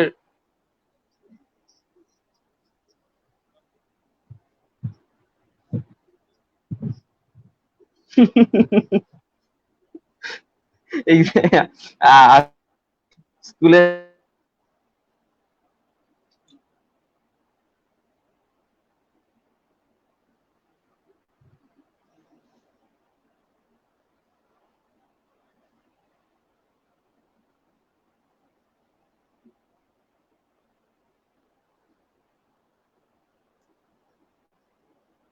হ্যালো রোহান, তোমার নামটাই ডেঞ্জারাস। হ্যালো রোহান, তুমি কিছুক্ষণ পর চলে যাও কোথায়? হ্যালো হ্যাঁ বলো। হ্যালো রোহান, শুনতে পাচ্ছি, বলো। ভাইয়া ওয়াইফাই ডিস্টার্ব করতেছে। ওয়াইফাই লাগে বিল দিও তামজিৎ না। কমেন্ট করেছে একটা গান করেন ভাই, স্কুল গান, গলা মিলাবো সব ভাই ব্রাদার্স মিলে। স্কুল গান কি আবার? স্কুলের গান কিরকম আছে? স্কুলের গান আমরা কলেজের ভাই ব্রাদার্স, এরকম কি কোনো গান আছে? আমি শুনি নাই তারপরে কখনো।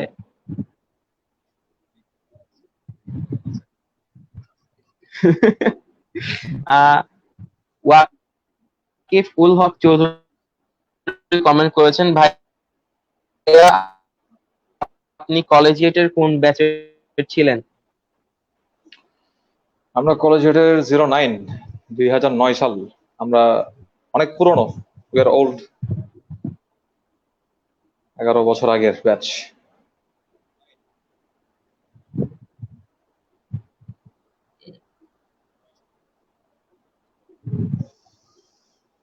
আমি তো ভাবছিলাম মিয়া তুমি করা করা কোয়েশ্চেন নিয়ে আসবা, তুমি করা কোয়েশ্চেন কই তোমার? তোমার সাথে আড্ডা দিতে দিতে আমার 56 মিনিট শেষ, আর আড্ডা দিতে ইচ্ছা করতেছে আমার। আড্ডাতে আমি বোর হই নাই, করা করা কোয়েশ্চেন করো, come up with some strong questions. করা স্ট্রং কোয়েশ্চেন্স ভাইয়া। এখন যদি আমরা ফেমিনিজম বা রেডিক্যাল ফেমিনিজম নিয়ে কথাবার্তা বলি ভাইয়া, আমাদের লাইফে যদি রিপোর্ট খায় তা আমাদের যাইবে গা ভাই, সমস্যা এইখানে। নাইলে ভাই ফেমিনিজম রেডিক্যাল ফেমিনিজম নিয়ে কথা বলার তো অনেক কিছু ছিল। রেডিক্যাল ফেমিনিজম, রেডিক্যাল সবকিছু তো খারাপ। রেডিক্যাল, যারা রেডিক্যালকে রেডিক্যাল বলে স্বীকার করতে চায় না, ওদের ওদের সমস্যা, ওদের সমস্যা। ফেমিনিজম কেন হবে? তুমি তুমি ম্যাসকুলিনিটি, তুমি রেডিক্যাল ম্যাসকুলিনিটি যদি দেখো, ওটাও খারাপ না। আর একটা কথা যেটা আমার ঠিক। তোমাদের প্রতি, বুঝছো, তোমাদের প্রতি স্পেশালি তোমাদের যে ব্যাচ, তোমার সমবয়সী যারা, তোমাদের প্রতি যেটা বলার দরকার বলে আমি মনে করি, সেটা হচ্ছে তুমি নাসিরাবাদ বয়েজ স্কুল বা চিরাং গভর্নমেন্ট হাই স্কুল, ওদেরকে যখনই দেখবা, আমি আমার আমার ব্যাচমেটদেরকে দেখছি, ওদের বন্ডিংটা, বুঝছো, ওদের বন্ডিংটা অন্যরকম, অনেক বেশি strong. Specially Chirang government high স্কুলের স্টুডেন্টদের বন্ডিং, ওদের বন্ডিং, ওদের ইউনিটি অন্য লেভেলের। এই জায়গাটাই, বুঝছো, কলেজের সবসময় দুর্বল। কলেজ স্কুলের স্টুডেন্টদের ব্যাক বাইটিং বলো, বিপদে বিপদে ফেলা বলো, সবসময় বেশি করে আমাদের ওন ব্রাদার্স, আমাদের schoolmate classmate, right? So try to build that up, ওই ওই লেভেলের ইউনিটিটা বিল্ড করা ট্রাই করো, বুঝছো, লাইফে অনেক কাজ আসবে। স্কুল ফ্রেন্ডদের সবসময় পাবা, কলেজে উঠবা, কলেজের ফ্রেন্ডরা 2 বছর, কলেজের কোনো ফ্রেন্ডশিপ যদি টিকে যায়, সেটা মনে করবা অনেক বড় একটা ভাগ্য, যে কলেজের ফ্রেন্ডশিপ টিকে গেছে। আর যদি ইউনিভার্সিটির ফ্রেন্ডশিপ টিকে, ওটা মিরাকল। এটা I don't know how to describe that. স্কুলের ফ্রেন্ডদেরকে তুমি সবসময় পাবো, আড্ডাই বলো, তুমি দেখবা স্কুলের ফ্রেন্ড নিয়ে তোমার কলেজের ফ্রেন্ড, ইউনিভার্সিটি ফ্রেন্ডের সাথে বসে আড্ডা দিচ্ছ, তোমার একটা ওখানে দেখবে কোনো না কোনো একটা স্কুল ফ্রেন্ড অবশ্যই আছে। সেম কলেজ ইউনিভার্সিটি শেয়ার না করো, কিন্তু ওদেরকে পাবা। So build that unity up, যেটা আমি আমার ব্যাচে খুব বেশি পাই নাই, দেখি নাই, আমাদের সময় ছিল না এটা কলেজে, এটা এখন আছে কিনা আই ডোন্ট নো। ওটা বিল্ড করো, এটা খুব ইম্পর্টেন্ট। ভাইয়া স্কুল লেভেলে পলিটিক্স নিয়ে যদি কিছু বলতেন, বা স্কুল লেভেলে পলিটিক্স করলে ছেলেপেলেদের মধ্যে মানে এর একটা কলেজে গিয়ে বা এরপরে গিয়ে কি হয়, মানে স্কুল লেভেলে স্কুল, পলিটিক্সটা আমাদেরকে কি ধরনের? তুমি বাংলাদেশে ভোটাধিকার দেওয়া হয় কত বছর বয়সে, এটা বলো আমাকে। 18। 18। তুমি 18 বছর বয়সে কাউকে এসএসসি পরীক্ষা দিতে দেখছো? কোনো ক্লাস 8 স্টুডেন্ট 18 বছর বয়সে ক্লাস 8 পড়ে? না ভাই। তো যে যার ভোটাধিকারই নাই সে কিসের রাজনীতি করবে? সে কি চাইবে, সে কি করবে রাজনীতি করে? এটা বোঝাও আমাকে আগে। স্কুল লাইফের রাজনীতি আবার কি জিনিস? তোমার আচ্ছা। ভোটাধিকারই নাই, তুমি যে জিনিস সাপোর্ট করো সেটাকে তুমি গিয়ে তুমি বাংলাদেশের ওই যে সংসদে মন্ত্রিসভায় পাঠানোর কোনো ক্ষমতায় রাখো না সে মানুষকে, তুমি করো কি? What are you doing? তুমি যেটা করছো সেটা simply time waste. So school তুমি করতেছোটা কি আমাকে বোঝাও না, তোমার কাজ কি? স্কুল স্কুল লেভেলের রাজনীতি এটা আহ বুলশিট। ভাই, একটা সময় ক্ষেত্রে দেখা যায় যে স্কুল লেভেলে আমরা যে ফ্রেন্ডশিপ গুলো রাখি, ফ্রেন্ডশিপের ডেফিনিশনটাই আমরা কলেজে যখন উঠি, কলেজে ওঠার পর কিন্তু ফ্রেন্ডশিপের ডেফিনিশনটা একদম চেঞ্জ হয়ে যায়। হ্যাঁ, তো ভাই মানে এই জায়গায় মানে আমাদের পার্সপেক্টিভটা কতটুকু ভূমিকা রাখে, বা আমরা নিজেরা কতটুকু দায়ী মানে এই সিচুয়েশনটা ক্রিয়েট হওয়ার জন্য। স্কুল লাইফে একটা ফ্রেন্ডশিপ, বুঝছো, একটা ফ্রেন্ডশিপ তখনই টেস্টেড হয় যখনই স্বার্থ আসে, স্বার্থর জায়গাগুলা ক্রিয়েট হয়। স্কুল লাইফে তুমি কি নিয়ে ঝগড়া করবা বা কি নিয়ে স্বার্থ দেখবা? আজকে বল বল কেনার সময় 5 টাকা ফ্রেন্ড বেশি কেন দেয় নাই, বা তুমি 5 টাকা দিছো ফ্রেন্ড কেন 2 টাকা দিছে এটা? অথবা তুমি পরীক্ষার হলে ফ্রেন্ড তোমাকে কেন ওই যে মেইন খাতাটা দিয়ে দেয় নাই, এক্সট্রা পেজটা কেন শেয়ার করো না, এটাই। এর বাইরে তোমার আর স্কুল লাইফে টেস্ট করার মতো কি আছে? কলেজে যাবা, লাইফটা একটু ব্রড হবে, ওখানে অনেক বিষয় আসবে। যখন তুমি বিষয় আসবে তখন ফ্রেন্ডশিপের টেস্ট আসবে, তখন গিয়ে কেউ পাস করবে, কেউ ফেল করবে, কেউ বাদ পড়বে তোমার লাইফ থেকে। তারপরে গিয়ে তুমিও হয়তো কারো লাইফ থেকে বাদ পড়বা, তুমিও টেস্টে ফেল করবা। তারপর ইউনিভার্সিটিতে গিয়ে আরো বেশি ব্রড হবে, আরো বেশি স্বার্থের জায়গা আসবে, ওখানেও গিয়ে অনেকে ফেল করবে, শেষমেশ গিয়ে দেখবা 1-2 জন টিকে আছে, অথবা কেউ নাই। আমরা সবাই এখানে কেউ ধোয়া তুলসী পাতা না, আমাদের সবারই দোষ আছে। তুমি ফ্রেন্ডশিপ তখনই টেস্টেড হয় যখনই তোমার মানে টেস্টেড হওয়ার মতো সিচুয়েশন বা এনভায়রনমেন্ট ক্রিয়েট হয়। ওই এনভায়রনমেন্টে স্কুলে তুমি খুব বেশি পাবা না, কারণ স্কুলে অপশন নাই। স্কুলে কি নিয়ে টেস্ট করবা? যে ফ্রেন্ড কেন সিট রাখে নাই, কেন ক্যাপ্টেন ক্লাসে কথা বলার কারণে নাম লিখে ফেলছে, এগুলো নিয়ে কদ্দুরি বা ঝগড়া হবে, বুঝো নাই?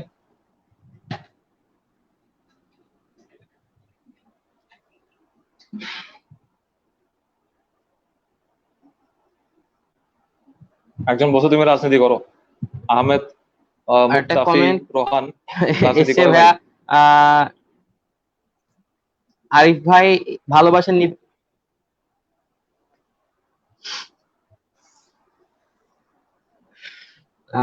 এগুলো হচ্ছে ভাই আমার ফ্রেন্ড, একটু দুষ্টামি করতেছে মেবি। এগুলাই গুড ফ্রেন্ডস। কমেন্ট সেকশনে যাই। আরিফ ভাই ভালোবাসা নিবেন এতগুলা ভাই, আপনার লেখায় এত ইমোশন কিভাবে আনেন? কলিজায় গিয়ে লাগে প্রতিটা লেখা, আমার একটু শিখান না ভাই।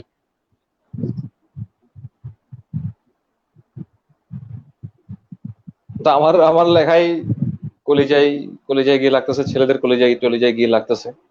সো তুমি যেটা করো সেটাই সেটাই আমি তোমার জন্য লিখতেছি দেখে তোমার কলিজায় গিয়ে লাগতেছে। তুমি একটা কাজ করো, তুমি যেটা করতেছো সেটাই তুমি লেখালেখি শুরু করো, তাহলে অন্যদের কলিজায় গিয়ে লাগবে। আমি আমি তুমি মনে হচ্ছে যেহেতু তোমার কলিজায় গিয়ে লাগতেছে, আমি তুমি আমরা সেম কাজ করি। So, তুমিও শুরু করে দাও, কলিজায় লাগবে। আমাদের আমাদের ইন্টারেস্ট সেম। আর এতগুলো ভালোবাসা কেন দিচ্ছ? ভালোবাসা কিছু জমায় রাখো, সব দিয়ে দিও না, কিপ ইট।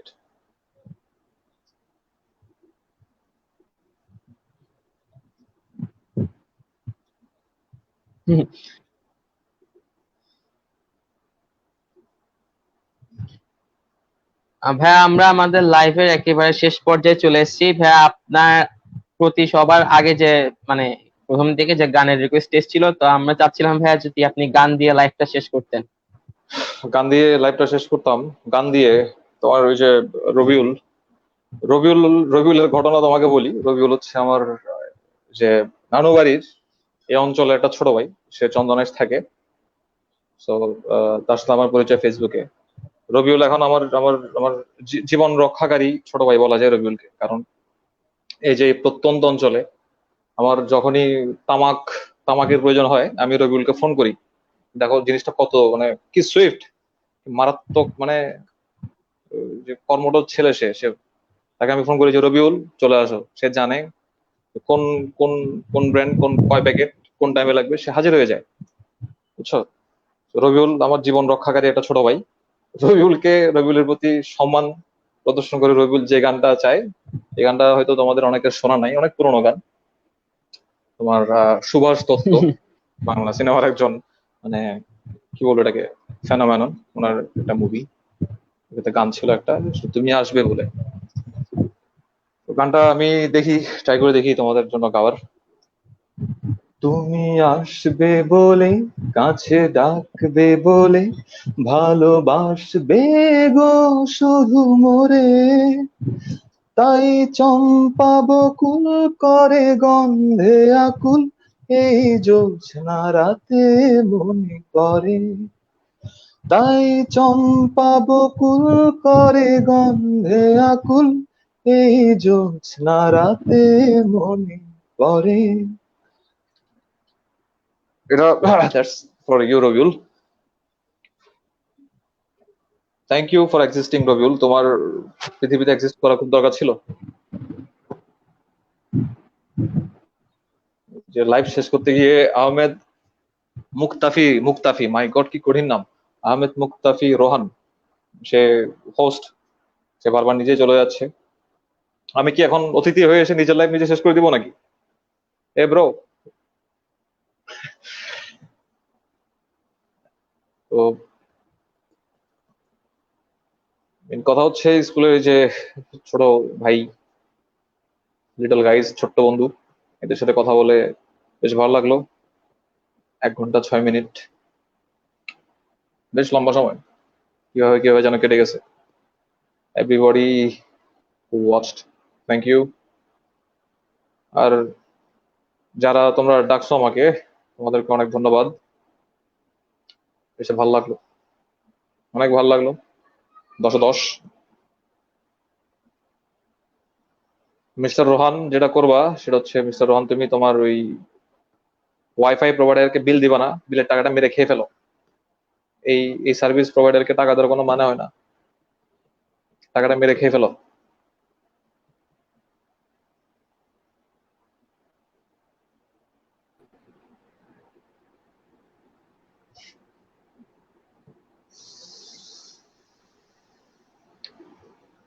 আর রোহান, আমি তোমার উদ্দেশ্যে কিছু গুরুত্বপূর্ণ উপদেশ দিছি, যেটা তুমি মিস করছো।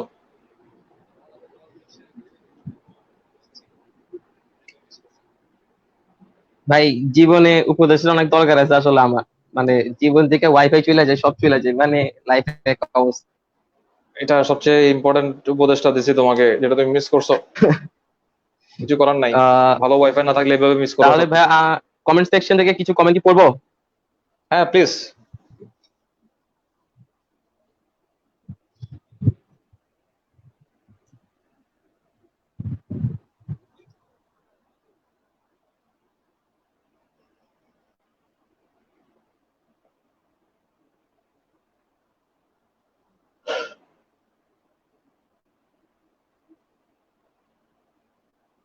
কমেন্ট পড়তে গিয়ে ফ্রিজ হয়ে গেলা, আমাকে দাও, আমি পড়ি।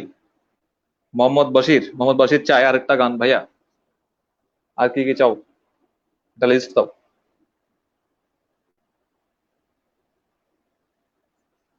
রেক্সানা, সাকিব, আরিফ ভাই, সকল ওয়াইফাই প্রোভাইডারদের সেম অবস্থা।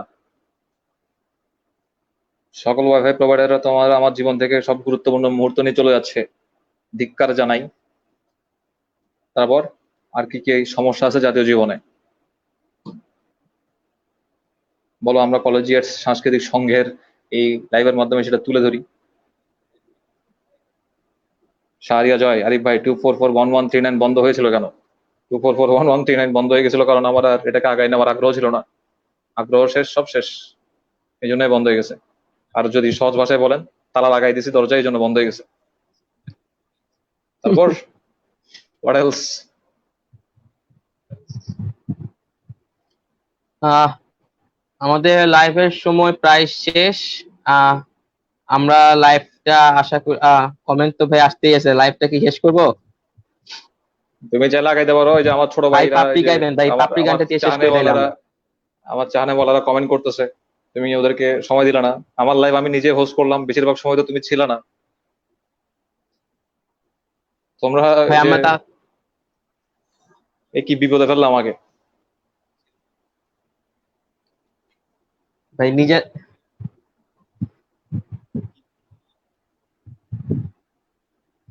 আতিফ আসলাম, আপনার লেখা শেয়ার করার পর কেমন লেগেছিল? খুব ভালো লাগছে, cause I am a fan, I am big fan of Atif ভাই আসলাম। কমেন্ট এসছে, আতিফ আসলাম আপনার লেখা শেয়ার দেওয়ার পর কেমন লেগেছিল? হ্যাঁ, ওটাই ওটাই বলতেছিলাম, খুব ভালো লাগছে, স্বাভাবিক, কারণ আমি তো বিগ ফ্যান। আমাদের টাইমেই স্কুল লাইফ যখন ছিল তখনই আতিফ আসলাম হঠাৎ করে তোমার খুব ফেমাস হয়েছিল। আতিফ দূরি, দ্যাট অ্যালবাম, তারপরে টানা গান গাইলো তোমার, বললাম হে, তারপরে পেহলি নজর মে, ওগুলো সব আমাদের স্কুল লাইফের টাইমে কিন্তু। তারপর কলেজে উঠে তোমার ওই যে তেরা হোনে লাগা হুঁ, এগুলো সব একটা পর একটা। তো ওই টাইম থেকেই খুব প্রিয় সিঙ্গার। এই জন্য যত ধরনের, যত কড়া ইমোশন দেওয়া যায়, ইমোশন দিয়ে আমি আতিফ আসলামের জন্য লিখছি। পরদিন দেখি এই ঘটনা, খুব ভালো লাগছে। Very wonderful moment of my life.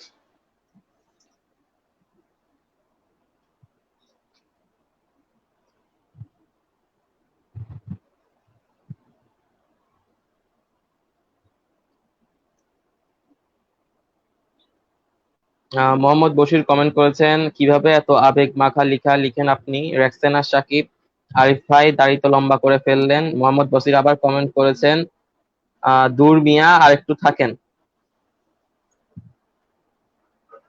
দাড়ি লম্বা হয়ে গেছে। তুমি কোয়ারেন্টাইনে আটকা বললে দাড়ি সহ সবকিছু লম্বা হয়, লম্বা হয়ে গেছে। এটাতে কোনো ধরনের কোনো চমক নাই, এটা নিজ উদ্যোগে লম্বা হয়ে গেছে, এটাকে করে ফেলতে হয় নাই।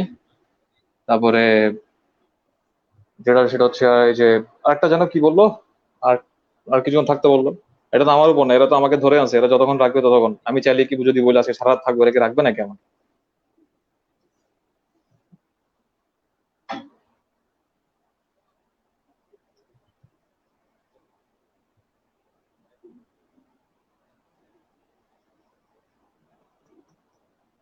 শাহরিয়া চয় কমেন্ট করেছেন, 3টা মুভি সাজেস্ট করেন, যে কোনো ভাষা যে কোনো জনরা।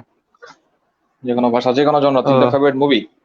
ইয়েস, এটা আমার খুব ফেভারিট রবিউল সাবজেক্ট। ইসলাম মাহমুদ কমেন্ট করেছেন, ভাইয়া মুক্তি বক্স নিয়ে বলা যাবে কিছু? মুক্তি বক্স নিয়ে অবশ্যই, এটা একটা একটা গুরুত্বপূর্ণ টপিক।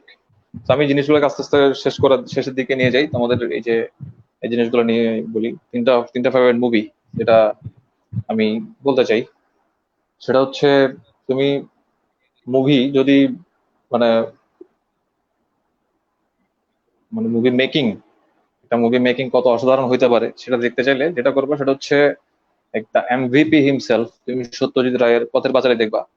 তাহলে তুমি বুঝবা যে মুভি মেকিং জিনিসটা কি পরিমাণ ইন্টারেস্টিং একটা জিনিস।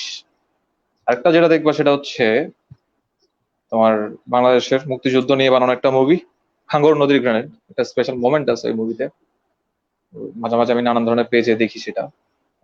আমাদের সময় ছোটবেলায় টিভিতে খুব দিত, এখন দেয় কিনা আমি জানি না। মাঝখানে বিএনপি জামাত সরকারের আমলে দিত না, এখন আবার দেওয়া উচিত, দেয় কিনা আই ডোন্ট নো। হাঙ্গর নদীর grenade second movie. Third movie হচ্ছে ইটালিয়ান মুভি, যেটা তুমি ইংলিশ ডাবিং পাবা, সাবটাইটেল সহ পাইতে পারো। এটা হচ্ছে লাইফ ইজ বিউটিফুল। মারাত্মক মারাত্মক মুভি, অসাধারণ মুভি। তুমি তিনটা মুভিতে কখনো মুভি জিনিসটাকে বাইন্ড করতে পারবা না, তিরিশটা বলতে হবে। তিনটা বলতে বলছে এই মুহূর্তে তিনটা মাথায় আসছে, যে তিনটা আসলে হেল্প করবে কিছু কিছু জায়গায়, ওই তিনটাই বললাম। তারপরে রবিউল যেটা বললো মুক্তি বক্স, মুক্তি বক্স হচ্ছে আমাদের একটা উদ্যোগ, যেটা আমরা করছিলাম সেটা হচ্ছে তোমার বাংলাদেশের রুরাল রুরাল সাইডে যে গার্লস স্কুল গুলো আছে, গার্লস স্কুল গুলোতে আমরা একটা বক্স বসাইতাম, বক্স বসাইছি, বসাইতাম না অলরেডি, এখন তো ধরো করোনার কারণে বন্ধ কাজ, স্কুল বন্ধ এই কারণে।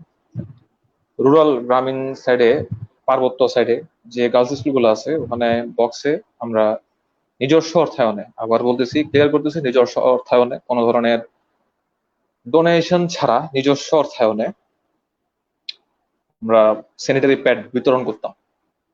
হ্যাঁ, সেটা হচ্ছে মুক্তি বক্স, যে বক্সটাতে আমরা স্যানিটারি প্যাড রাখতাম, ওটার নাম হচ্ছে মুক্তি বক্স। আমরা যে ফাউন্ডেশনটা থ্রুতে এই জিনিসটা রান করছি সেটার নাম হচ্ছে মুক্তি বক্স ফাউন্ডেশন। রবিউলের সাথে আমার পরিচয়ও মুক্তি বক্স নিয়ে কাজ করতে গিয়ে। তো এটা এটা করতে গিয়ে সবচেয়ে বড় কষ্টটা যে জায়গায় পাইছি সেটা হচ্ছে আমার লিস্ট ভর্তি অনেক বড় বড় তোমার সেলিব্রিটি ফেসবুকাররা আছে। আমি তাদেরকে বলছিলাম টাকা পয়সা তো লাগবে না ভাই, আপনারা শেয়ার করেন যেন বাংলাদেশের যে কোনো জায়গা থেকে যাদের স্কুল আছে বা যে যারা অন্য কোনো স্কুলের দায়িত্ব নিতে চায় তারা যেন ওই স্কুলের দায়িত্বটা নিতে পারে। We don't need money, tell them to take this step and do it for their school. আপনারা শেয়ার করলে এই কাজটা হবে। তো আমি সোলাইমান সুগনকে টেক্সট করলাম, সে মেসেজ সিন করে রিপ্লাই দিল না। আসিফুর রহমান ভাই বলছে দেখবে, সে রিপ্লাই করে নাই।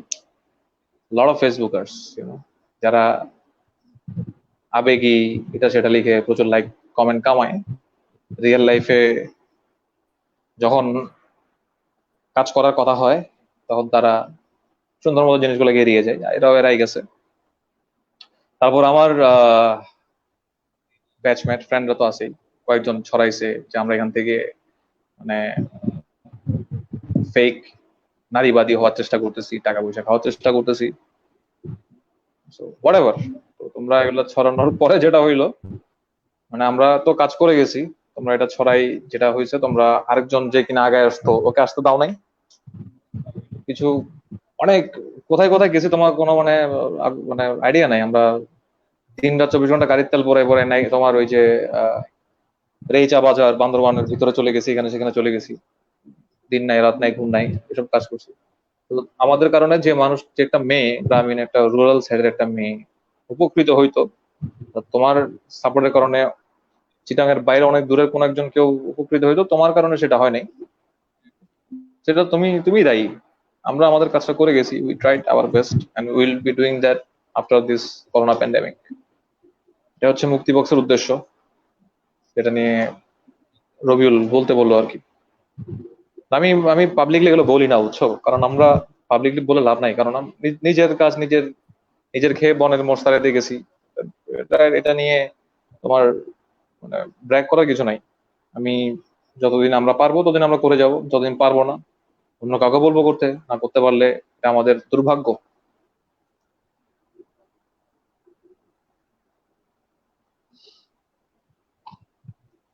হ্যাঁ, কমেন্ট এসছে রেক্সেনা সাকিব চিটাঙ্গের ভাষা কিছু বলেন আরিফ ভাই। সিনেমার বাসাত কি হইতাম বদ্দা আর হতা যাতে বালা শুদ্ধ ভাষা হয়ে না তো সিটাঙ্গর টানাইয়ের বদ্দা দিন বোঝন না। সিটাং তো বাজে সিটাং যারাই যে বাজো সিটাঙ্গর টানাই বই, সিটাঙ্গর তুমি দেবা হড়ে। শাহরিয়া জয় লিখেছেন, এরপর অ্যারন পলের সাথে কথা বলেছি তার অফিসিয়াল অ্যাকাউন্টে, আপনার লেখাটা ইংলিশ করে তাকে দিব বলে ভাবছি।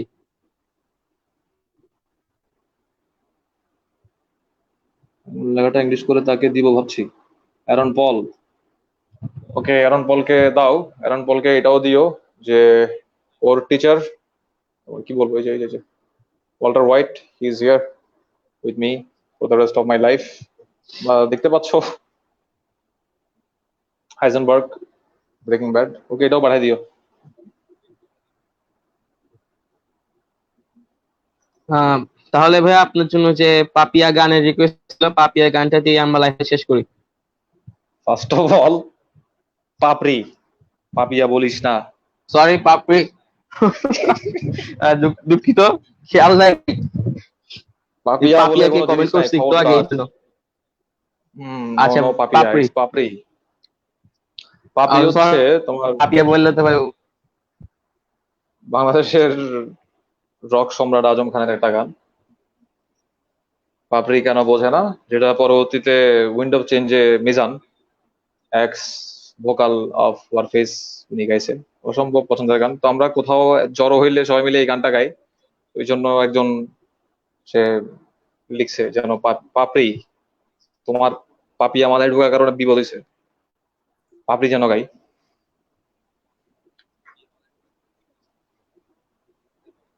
তুমি আমাকে বাহ, বলো তুমি আমার ভয়েস পারফেক্টলি পাচ্ছ পাপড়ি কিনা। ভাই, আমি পাপড়ি হ্যাঁ শুনছি এখন পাপড়ি। ভাই।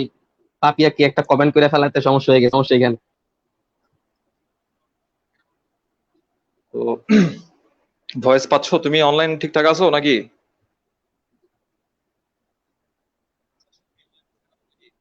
তুমি যেটা করবা, জি ভাই পাশের আছি। বাসা থেকে ওয়াইফাই শেয়ার করা বন্ধ করে দাও। আমি বুঝতেছি তুমি পাশের বাসার সাথে ওয়াইফাই শেয়ার করতেছো, ওদের কাছ থেকে লুকাই লুকাই ওয়াইফাই পাসওয়ার্ড নিয়ে তুমি ইউজ করতেছো।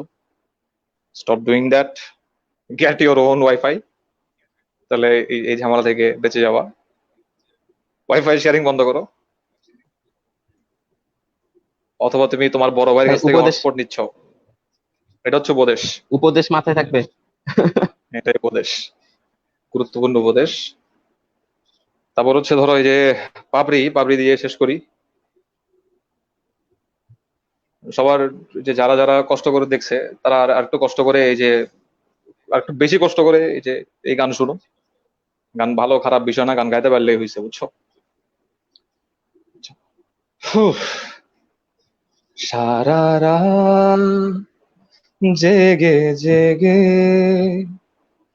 কত কথা আমি ভাবি, পাপড়ি কেন বোঝে না, তাই ঘুম আসে না। পাপড়ি কেন বোঝে না, তাই ঘুম আসে না।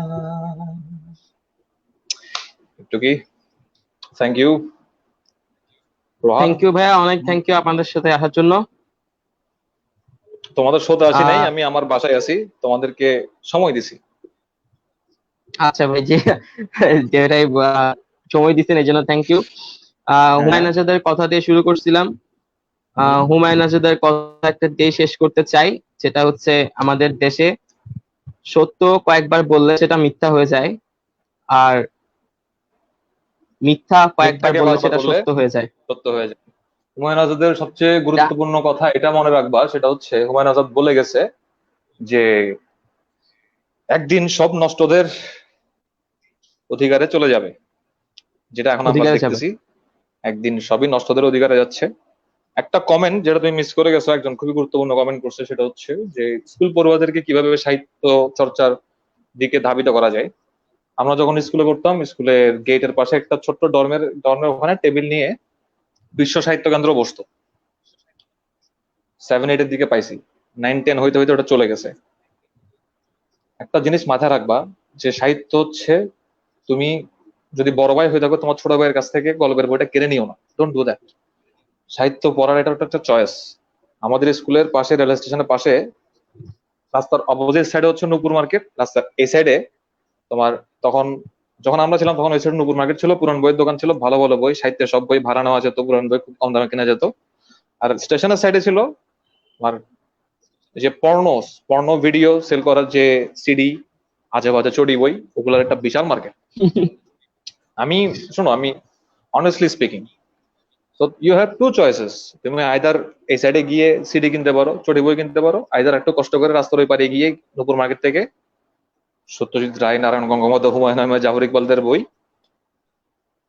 খুব কম কম দামে সেম টাকায় ওটা কিনতে পারো, অথবা ভাড়াও নিতে পারো। It is your choice. তুমি স্কুলে বাচ্চারা, তুমি এখন যদি তোমার বাসায় তোমার ছোট ভাই বোন যদি তোমাকে বই পড়তে না দেখে, ও বই পড়তে শিখবে না। তুমি যে গানটা শুনতেছো, আমি সেই সব গান শুনি যেটা আমার বড় ভাই শুনতো, বুঝছো? তোমার ছোট ভাইও তোমাকে দেখে শিখবে। তুমি যেটা করতেছো, যে গান শুনতো, সেটা ওকে দাও। If you think this is good, give it to him, don't stop them. নইলে এক সময় গিয়ে ঠিকই দোষ দিতে হবে, ভাই generation gap, generation gap. We are the people who are creating this gap. তো এটাই তোমাদেরকে বলার দরকার ছিল। That's the last thing I am going to say. Thank you. আর ওয়াইফাই শেয়ারিং বন্ধ করো, গেট ইউর ওন ওয়াইফাই। আর আমি ইনশাআল্লাহ ভাই, উপদেশ পাওয়া অত্যন্ত থাকবে, নেক্সট টাইম আপনার সাথে অত্যন্ত দেখা হলে। দুঃখিত। হ্যাঁ, আমি অত্যন্ত দুঃখিত যে আমি কলেজের নাম ডুবাইছি। আর এই যে নাম ডুবানো পাবলিককে তোমরা যারা পছন্দ করো তাদেরকে ধন্যবাদ। আর যারা পছন্দ করো না, I don't need you guys, it's okay, let it be. Hate me, it makes me feel good. Hater থাকা ভালো। তোমাকে তোমাকে যখন মানুষ হেট করবে, মনে রাখবে যে তোমাকে পছন্দ করে তার চেয়ে অনেক বেশি নজর তোমার উপর সে রাখে যে তোমাকে হেট করে। তো নজরের কেন্দ্রবিন্দুতে থাকা it's always good. Thank you.